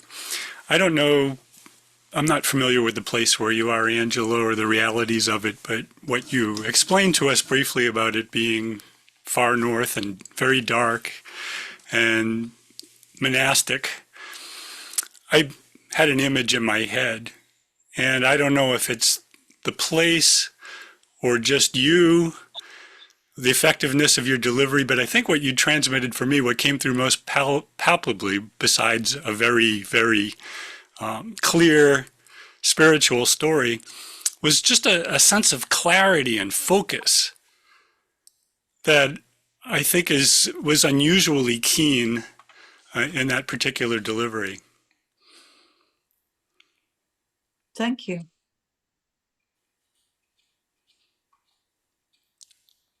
Yes, Deepa, please go ahead. And thank you. Maybe I didn't say where I live. I live just outside Oslo in Norway, which is kind of on a par with, I think, Alaska. So it is north.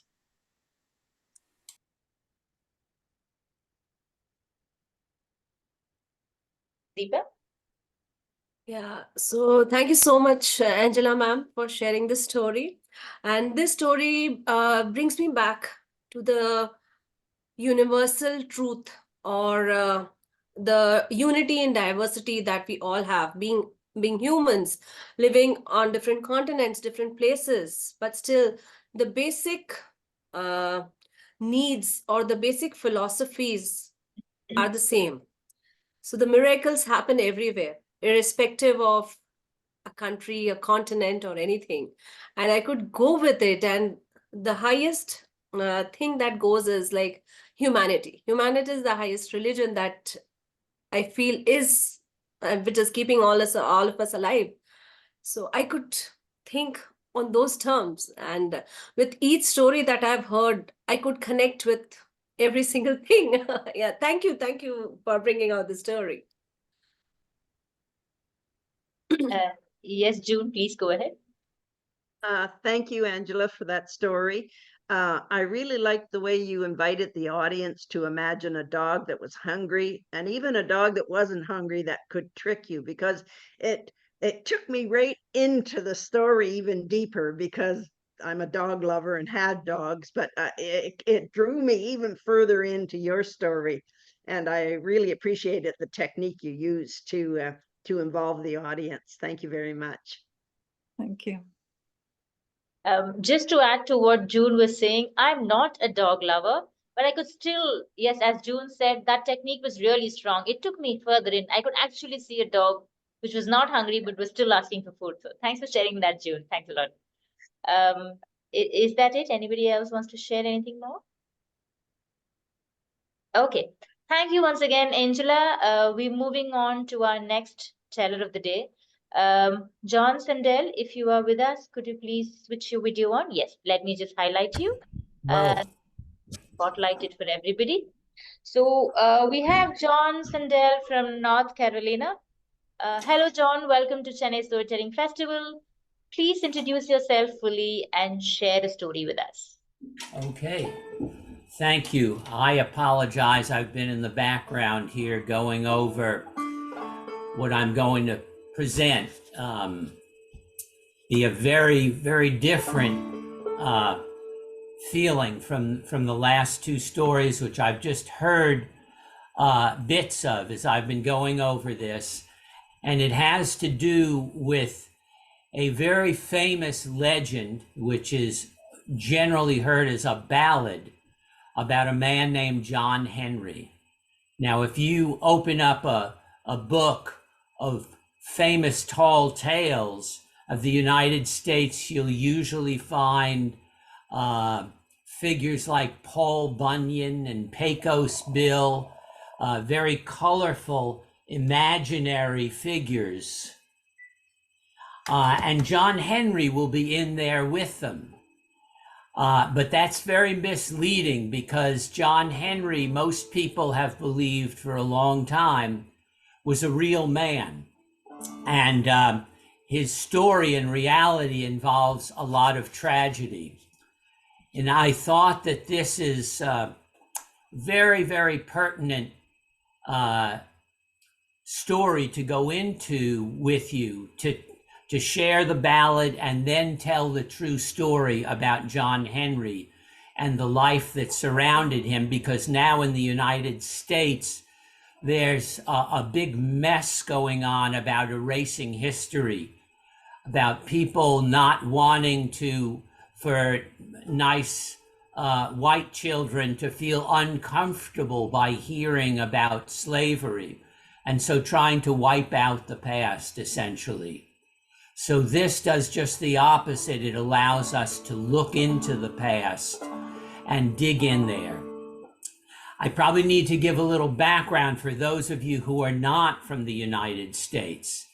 John Henry was a man who worked building the railroads towards the end of the 1800s, which connected the United States. It was a tremendous achievement and very helpful in many ways, but caused great harm to many people. The story takes place in Virginia and West Virginia, which is in the southeast of the United States, about the railroad being built from Richmond, Virginia, near the coast, and crossing over into the Appalachian Mountains, the oldest mountains, and coming to the last chain of those, the Allegheny Mountains. And as you can imagine, building a railroad through the mountains would be very, very hard work.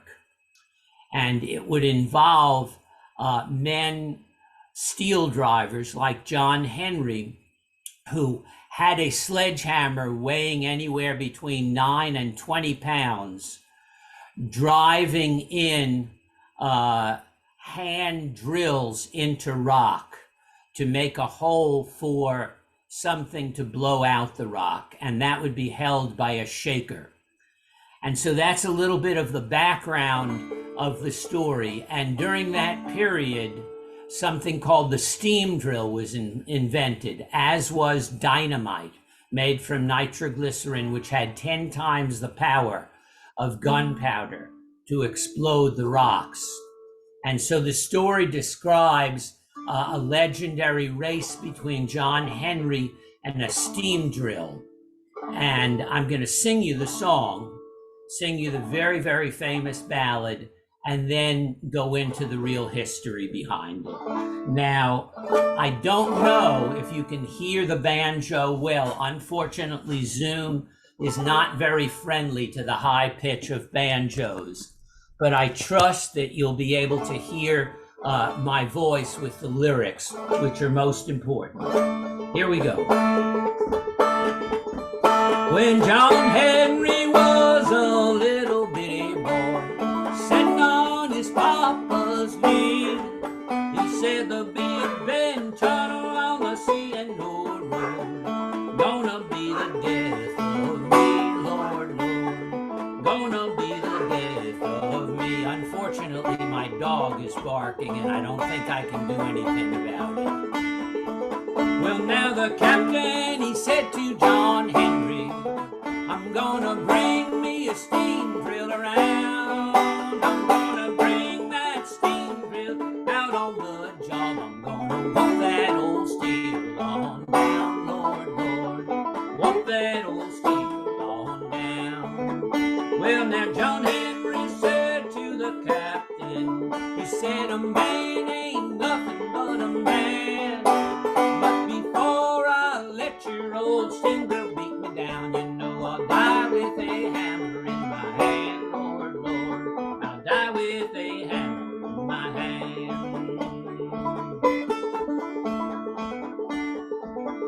Well, now John Henry said to his shaker, he said, now shaker, you better pray, because I'm swinging 15 pounds from my hips on down. Tomorrow be your burying day, Lord, Lord. Tomorrow be your burying day. And I accidentally combined two verses there. What he said to the shaker was, if I should miss that little piece of steel, tomorrow be your burying day, Lord, Lord. Tomorrow be your burying day. Well, the captain, he said to John Henry, I believe this old mountain's caving in. John Henry said to his captain, Lord, that ain't nothing but my hammer sucking wind, Lord, Lord. Ain't nothing but my hammer sucking wind. Well, John Henry hammered on the mountain, and his hammer was striking fire, but he drove so hard he broke his poor heart, and he laid down his hammer and he died, Lord, Lord. He laid down his hammer and he died. I said he laid down his hammer and he died, Lord, Lord. He laid down his hammer and he died. Well, they took John Henry to the White House, and they buried him in the sand, and every locomotive come a-roaring by says, there lies a steel-driving man, Lord, Lord. There lies a steel-driving man. Well, the man who invented the steam drill, he thought he was mighty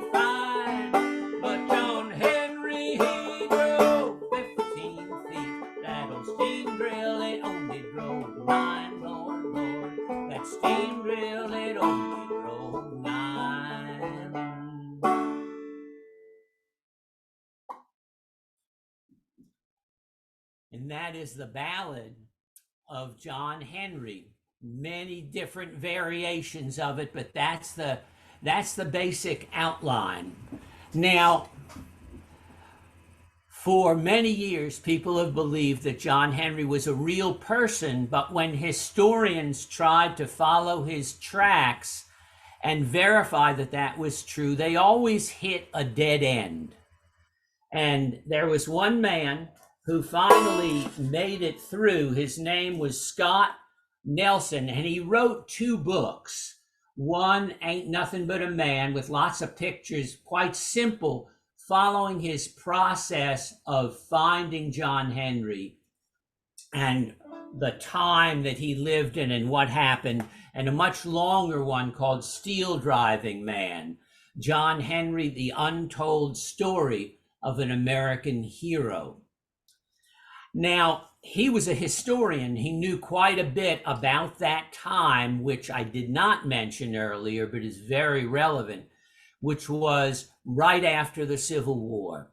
And the Civil War, which Nikki Haley, our Republican candidate against Donald Trump, didn't want to mention, was mainly fought about slavery, because the South wanted slavery and the North did not. And so they seceded from the Union to keep slavery. But at the end of the war, the South was impoverished. And that was the time in which these railroads were being built. So Nelson knew a lot about that time. And he also listened to many versions of the song John Henry. And you may remember that John Henry, the baby, says, the Big Bend Tunnel on the C&O Road gonna be the death of me. Well, the C&O Railroad was the Chesapeake and Ohio Railroad. And it was the railroad that was being built between Richmond going west across the mountains to the Ohio River. And the state of Virginia was so destitute that it was glad to sell that railroad for a pittance, to give it to Collis Huntington, one of the powerful and rich railroad barons who had funded the building of the railroads in the West. On one proviso, he could keep it.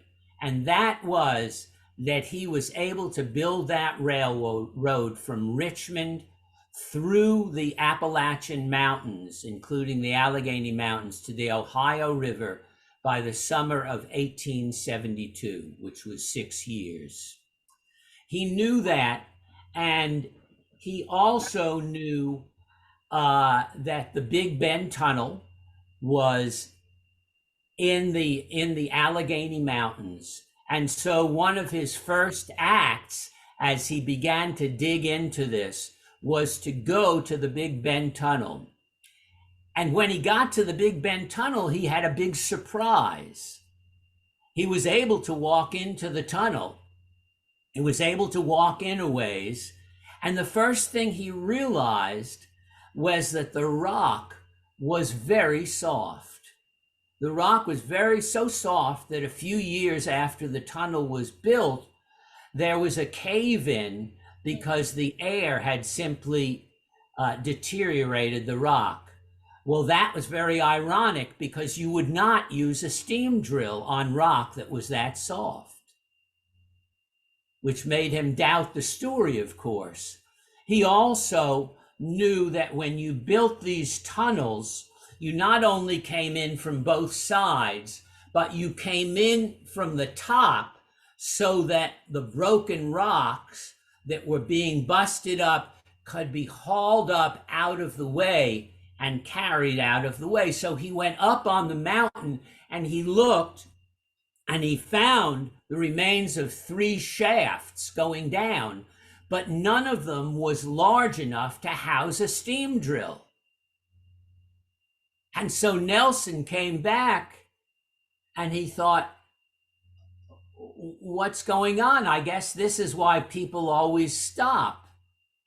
This can't be. They couldn't run a steam drill in the Big Bend Tunnel. And he was doing research, trying to figure out what happened. And one day he was sitting in front of his computer, and on his computer, he had a screensaver that was made from a postcard of the Virginia State Penitentiary. And on that Virginia, in that picture, it shows at the back one building that is white. All the rest of the buildings were red because they were made with red bricks. But there was a white house back there. And he began to think about the song. You may remember that it says they took John Henry to the White House and they buried him in the sand. Well, the big house in Washington that houses the president was not called the White House till 1909. So it wouldn't have been that house. But there was a White House in the Virginia State Penitentiary. And there was railroad tracks that ran right by it. And suddenly he thought, well, he had heard the idea that perhaps John Henry had been a prisoner in the penitentiary. So he wanted to find out about that. He did some more reading, and he also went to the state library, which received the documents from the penitentiary when it was closed down several years ago. And he went to the room that was to house the documents from the prison, but the librarian would not let him in. She didn't really give any explanation, but he knew one possible explanation was they had never organized any of the materials they had in there. But he came back every month. He did a lot of research there, and he would ask for permission to enter. And for 4 years, he was denied entry into that room where he hoped to find the documents indicating that John Henry had been a prisoner there. In the meantime, he did a lot of researching, and he did find out that at that time after the Civil War, which he suspected, that the white people living in Virginia, a southern state, were not very happy about all these freed black men who were walking around. And the white people thought they had an attitude because they didn't look down at the ground like they used to. And many of them had been soldiers. In fact, many of them were in the Richmond area because some of the hardest battles were fought at the end of the war, and the soldiers had come in because they were offering pay for cleaning up, collecting all the dead bodies, and many of them were the black soldiers. And when the war ended, the black soldiers, many of them, were wandering around in that area, not knowing where to go. They were just recently freed slaves. And so they were in that area, and the whites did not like it, and they created what they called black codes. They were different laws for the black people than from the white people. For instance, if you were black, you could not testify against a white person. Well, you can imagine what problems that would create. And they gave them different penalties, many things that were unfair. Federal laws were passed in a year or two which outlawed that, but the Virginia courts ignored them. And so there were these black people walking around, and they were very easily arrested and sent off to the penitentiary. Well, finally, after 4 years, there was a substitute librarian when he went in and asked, and she looked at the instructions saying that nobody was permitted, and she said, "Oh, I don't see any problem with it," crossed out the instructions, and let Nelson into the room. Well, he immediately saw why he hadn't been. It was a mess. Everything was everywhere. He saw, however, a huge, messy stack of papers 2 feet high, covered with coal dust. And he began going through, and he pulled out one sheet. John William Henry. Height, 5 feet 1¼ inches, the heroic steel driver. And he was in the prison for 10 years because of larceny and breaking into a residence. When he investigated the details of the case, he found, in fact, that he had not broken into a residence. He had broken into the Wise grocery store. And a previous audit showed that they had about $50 worth of goods there. And the judge wanted to give John Henry a big penalty, and he had to have stolen more than $20 worth to commit grand larceny so that he could get 10 years. So he changed it to breaking into a house so he could give him grand larceny and send him to prison for 10 years, which you'll find out was basically a death sentence. So this was happening to many people. More than 200 blacks were sent to the state penitentiary in Richmond. And this was happening right about the time that Collis Huntington had taken over the railroad. And this was very convenient because he needed workers for the railroad. Now, the warden at the time was actually a very good man, and he thought that it would be helpful to the railroad, it would be helpful to the prison to rent the men out for 25 cents a day. And at first, they were not given very dangerous or challenging tasks. They were just picking up the rocks and moving them away. But they had a real piece of work taking charge of them, Claiborne Mason, who during the Civil War, his job was catching the Confederates who ran away, bringing them to the town square and hanging them.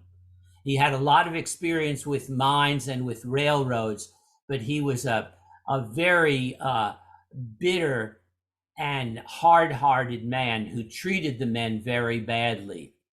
However, for the first couple of years, the first few years, they were not doing terribly dangerous tasks. But about 2 years later, by December of 1868, the railroad that was being built had reached the mountains, and now the really hard part began.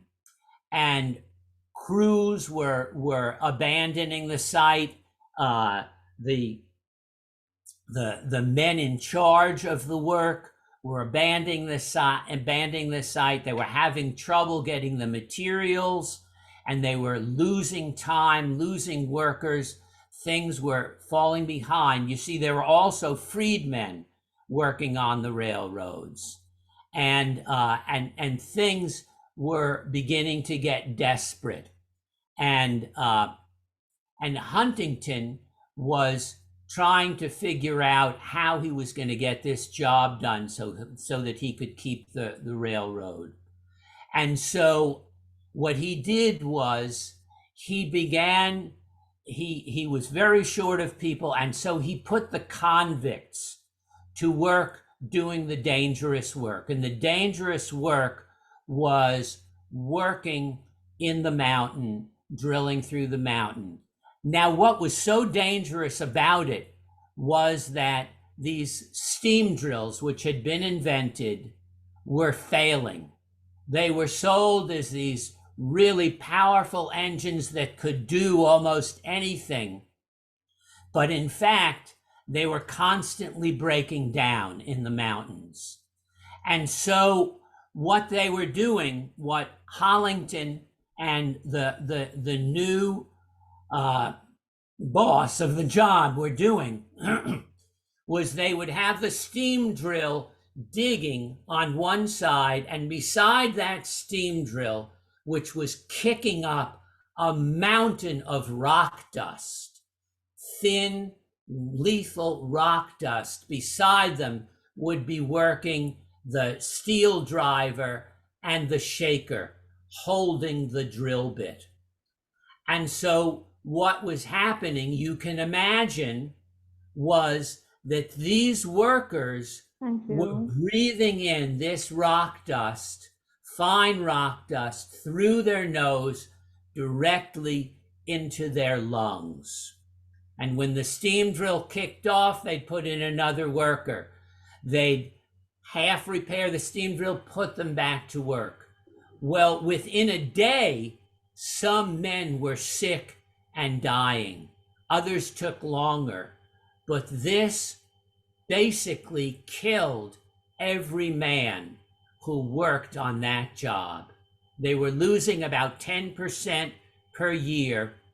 And within a few years, basically all of the prisoners were dying. The freedmen, no freedmen would work on that job anymore because they knew how bad it was, but they kept working. Well, sometime around the summer of 1871, as they were working on these, they had some races, and that must be where John Henry raced.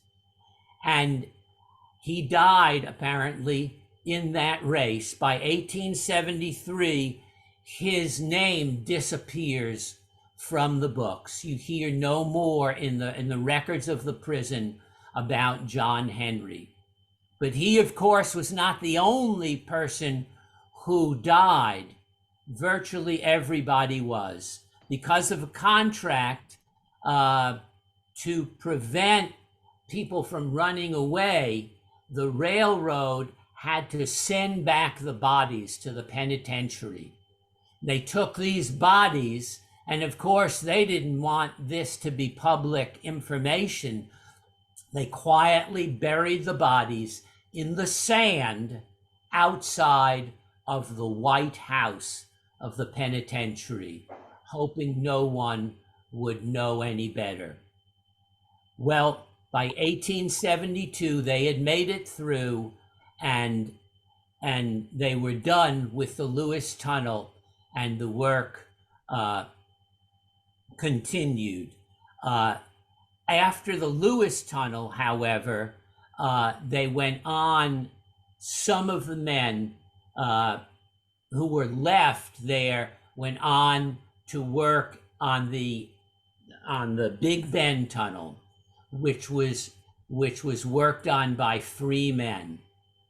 And although probably all of the original workers, all of the convicts were gone, they were dead, there was one man who had worked there, who was a cook, Cal Evans, and he worked as a cook on the Big Bend Tunnel.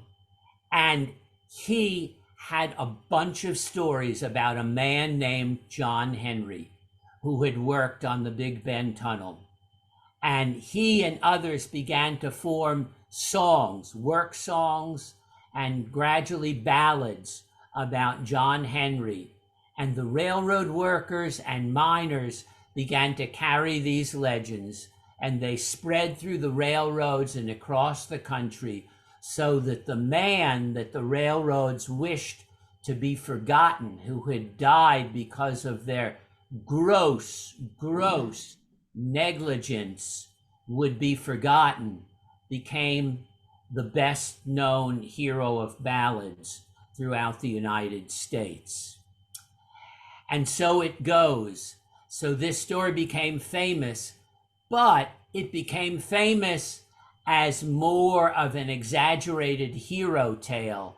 And that's why I choose to tell the true story, so that we can appreciate the grandeur of this ballad that was important to Black people to have a hero, and for others, but very important for us to hear the real story of this inhumanity, this mistreatment of Black people that goes on today, and so that we can learn from that experience.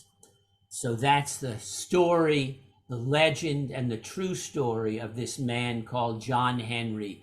and his fellow convicts of the Virginia State Penitentiary. Thank you, John. Thank you for playing your banjo, starting it on such a lovely note, I've and probably gone sharing the over. story with us. I'm afraid we are really over time, so I may not be able to open this up for a discussion with the audience, although I'm sure I this. appreciate you letting me finish that No, story. of course. I wouldn't stop you on that. It's just that this story definitely involves loads of discussion. We could have a 2-hour discussion just on this, but Right. due to Right. paucity of time, I will have to move on to our last teller of the Okay. day. Thank you, John. Deepa, And, it's over to you. particularly before you do, I just want to mention that I have pasted into the chat section the link to Angela's listing. So Okay. let's go back a moment. Yeah, Angela's listing in the festival is posted into the chat section. So if you click on her listing there, you'll get information about her Patreon page and other performances she's doing.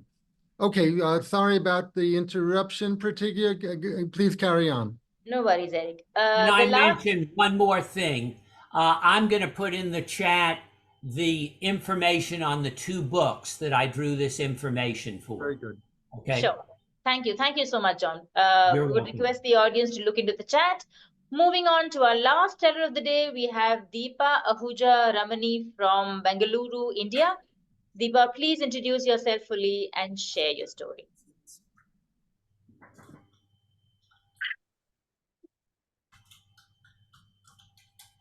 So, namaste, hello. And all it takes is one thought, one person, or one conversation, and the whole universe, as we may call it as, comes together to make that one idea work. And that may change the whole perspective one looks, how one sees the world. And that's how I landed here in today's session, which was unplanned. And thank you, Eric, sir, for giving me this opportunity. And thank you all of you who will be listening to me. I'm Deepa Ahuja Ramani, and I began my storytelling journey during COVID times. And I'm so happy to see Tanya Bhattacharya from Bengaluru here, who introduced me to this storytelling art. And I'll always be grateful to her. So I have been a teacher throughout, and from a teacher, I have turned to a storyteller and finally a podcaster. So I have been happily telling stories and reciting poems on my podcast, which is named as Bachpan Ke Pitare Se. And being a podcaster, I am always in a habit of reading through the notes.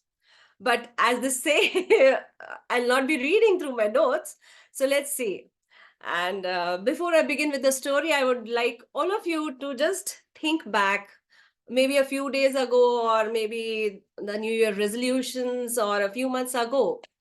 And I'm sure we all are health conscious here, present here are health conscious. And so it's all about making your health your priority, starting giving your health your priority and working towards it in a routine. So for me, I'm the kind of a person who is quite lazy, but I want to be fit. But at the same time, I want things to be done automatically. I'm sure those who have made it a routine to do some yoga or some jogging or some walking for being health conscious to maintain your good health, I'm sure you will understand how difficult it is to make it into a routine in the first few days. And the story that I'm going to narrate now is something that I read long back, but I would like to narrate the story in first person. So anyways, I'll tell you about how I began my fitness journey and how I landed into something else. So this year, like every other year, I made a resolution. I want to prioritize my health first. But as a habit, initial few days, a few weeks, or probably if I'm lucky, a few months, I'll have that energy and enthusiasm. Okay, I'll do jogging, I'll do yoga, I'll do something that keeps me fit and fine. But then after certain days, I get lazy. And I'm happily sitting and wondering something would happen. But this new year, I have made it a point that I'm not going to allow myself to be the lazy self. So I've started walking and jogging in my nearby park.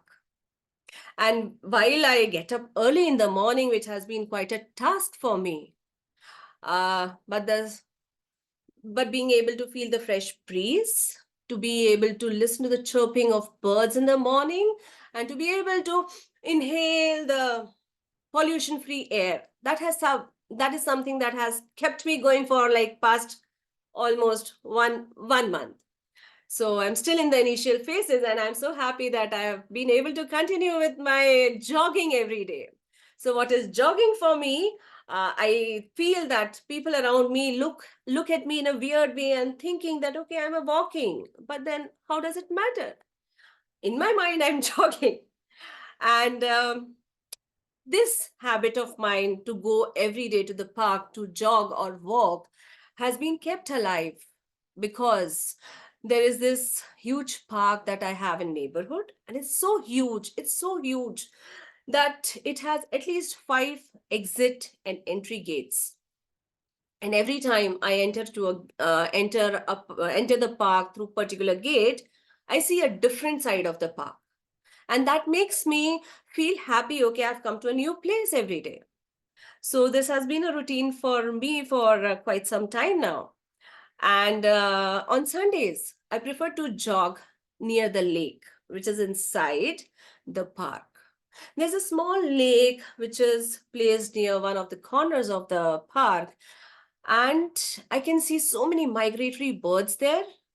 And the occasional the feel of the grass and the occasional leap of the trouts to catch those flies just makes my day. And every day is so enjoyable, and especially the Sundays when I'm lazing around after the walk and just sitting on the grass, experiencing the beauty of the nature.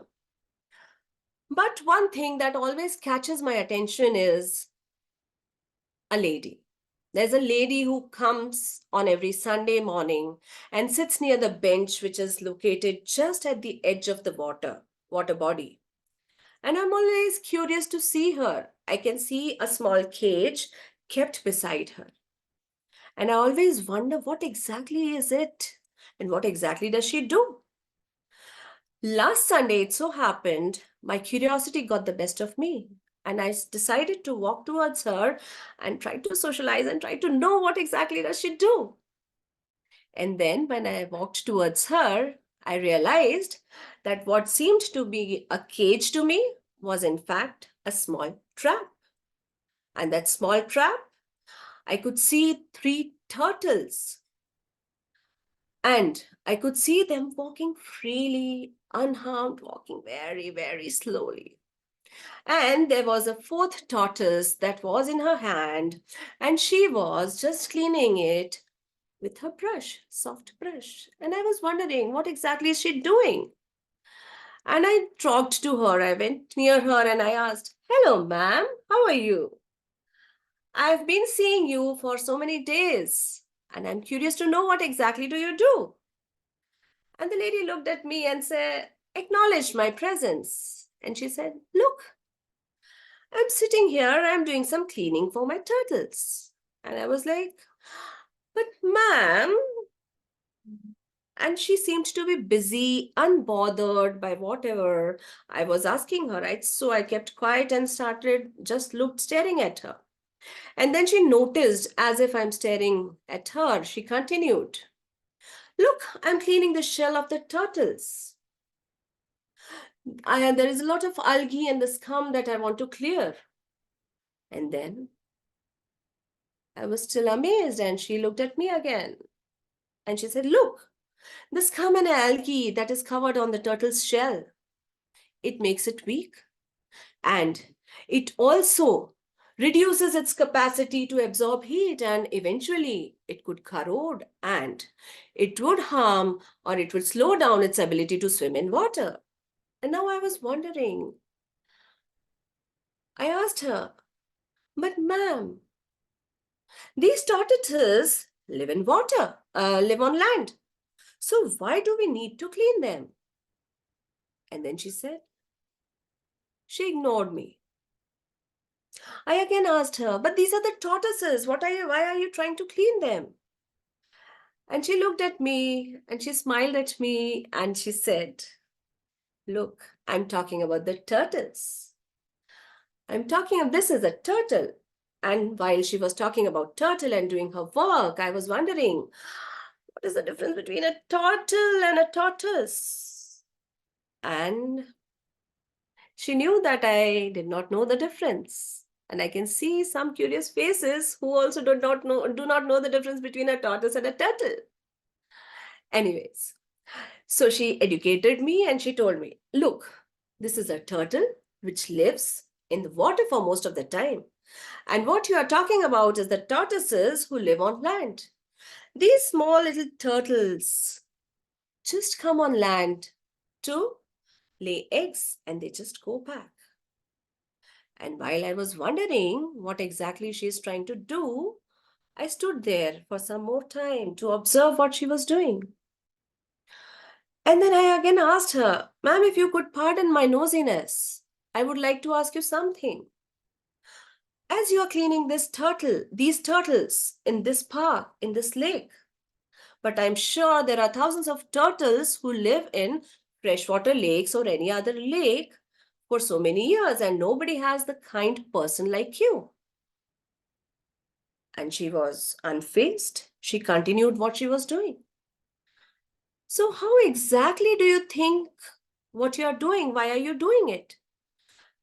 And the old lady looked at me and she said, look, I come here every Sunday to relax. And I try to clean the shells of the turtles, as many turtles as I can. This is my way of giving back. This is my way of making a difference. I was still confused. I did not know, did not understand what exactly she was trying to say. I again asked her. I scratched my head. But ma'am, as there are so many other turtles who are not getting a kind person like you. But please, no offense, don't you think your time could be utilized better? How are your localized efforts here making a difference? Can you please tell me? Elaborate.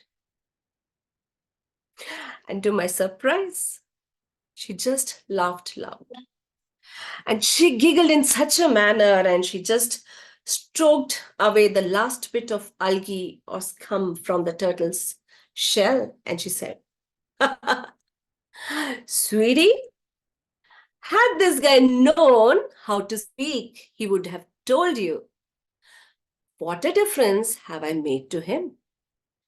I have made a lot of difference. If he could talk, he could tell you. And then she left the turtle to the lake. And while she was talking about making a difference to the whole world, living about coexistence with the nature, taking care of the society, taking care of plants and animals around us. In my mind, I was still busy thinking, now, is a turtle also a male and a female? I kept wondering. And what do you think? Are the turtles also males or females? That's it.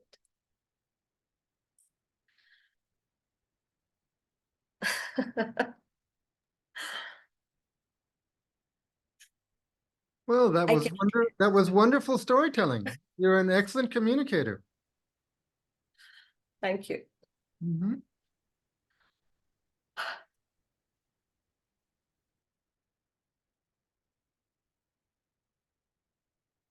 That story, it's written by somebody, but we don't know who wrote it. I read the story on the internet, but I just tweaked it as per my requirement and then spoke it in the first person. Wonderful.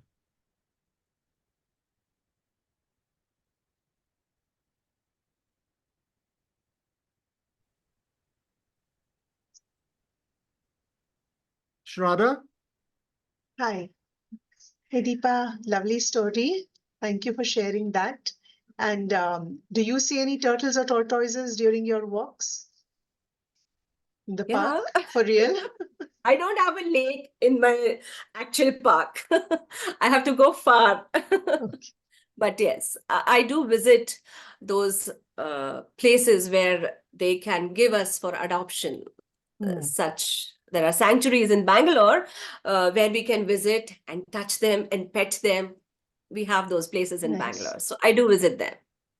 I did like the story because it brings home the truth which all of us kind of know in our hearts that, one can't change the whole world, but you can change the world for even just one person or animal or an environment, one step at a time. So thank you for that sharing.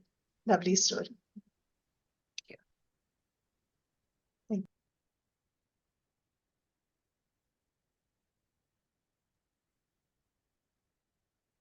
Okay, I guess with that, we come to an end to our storytelling by-in for adults today.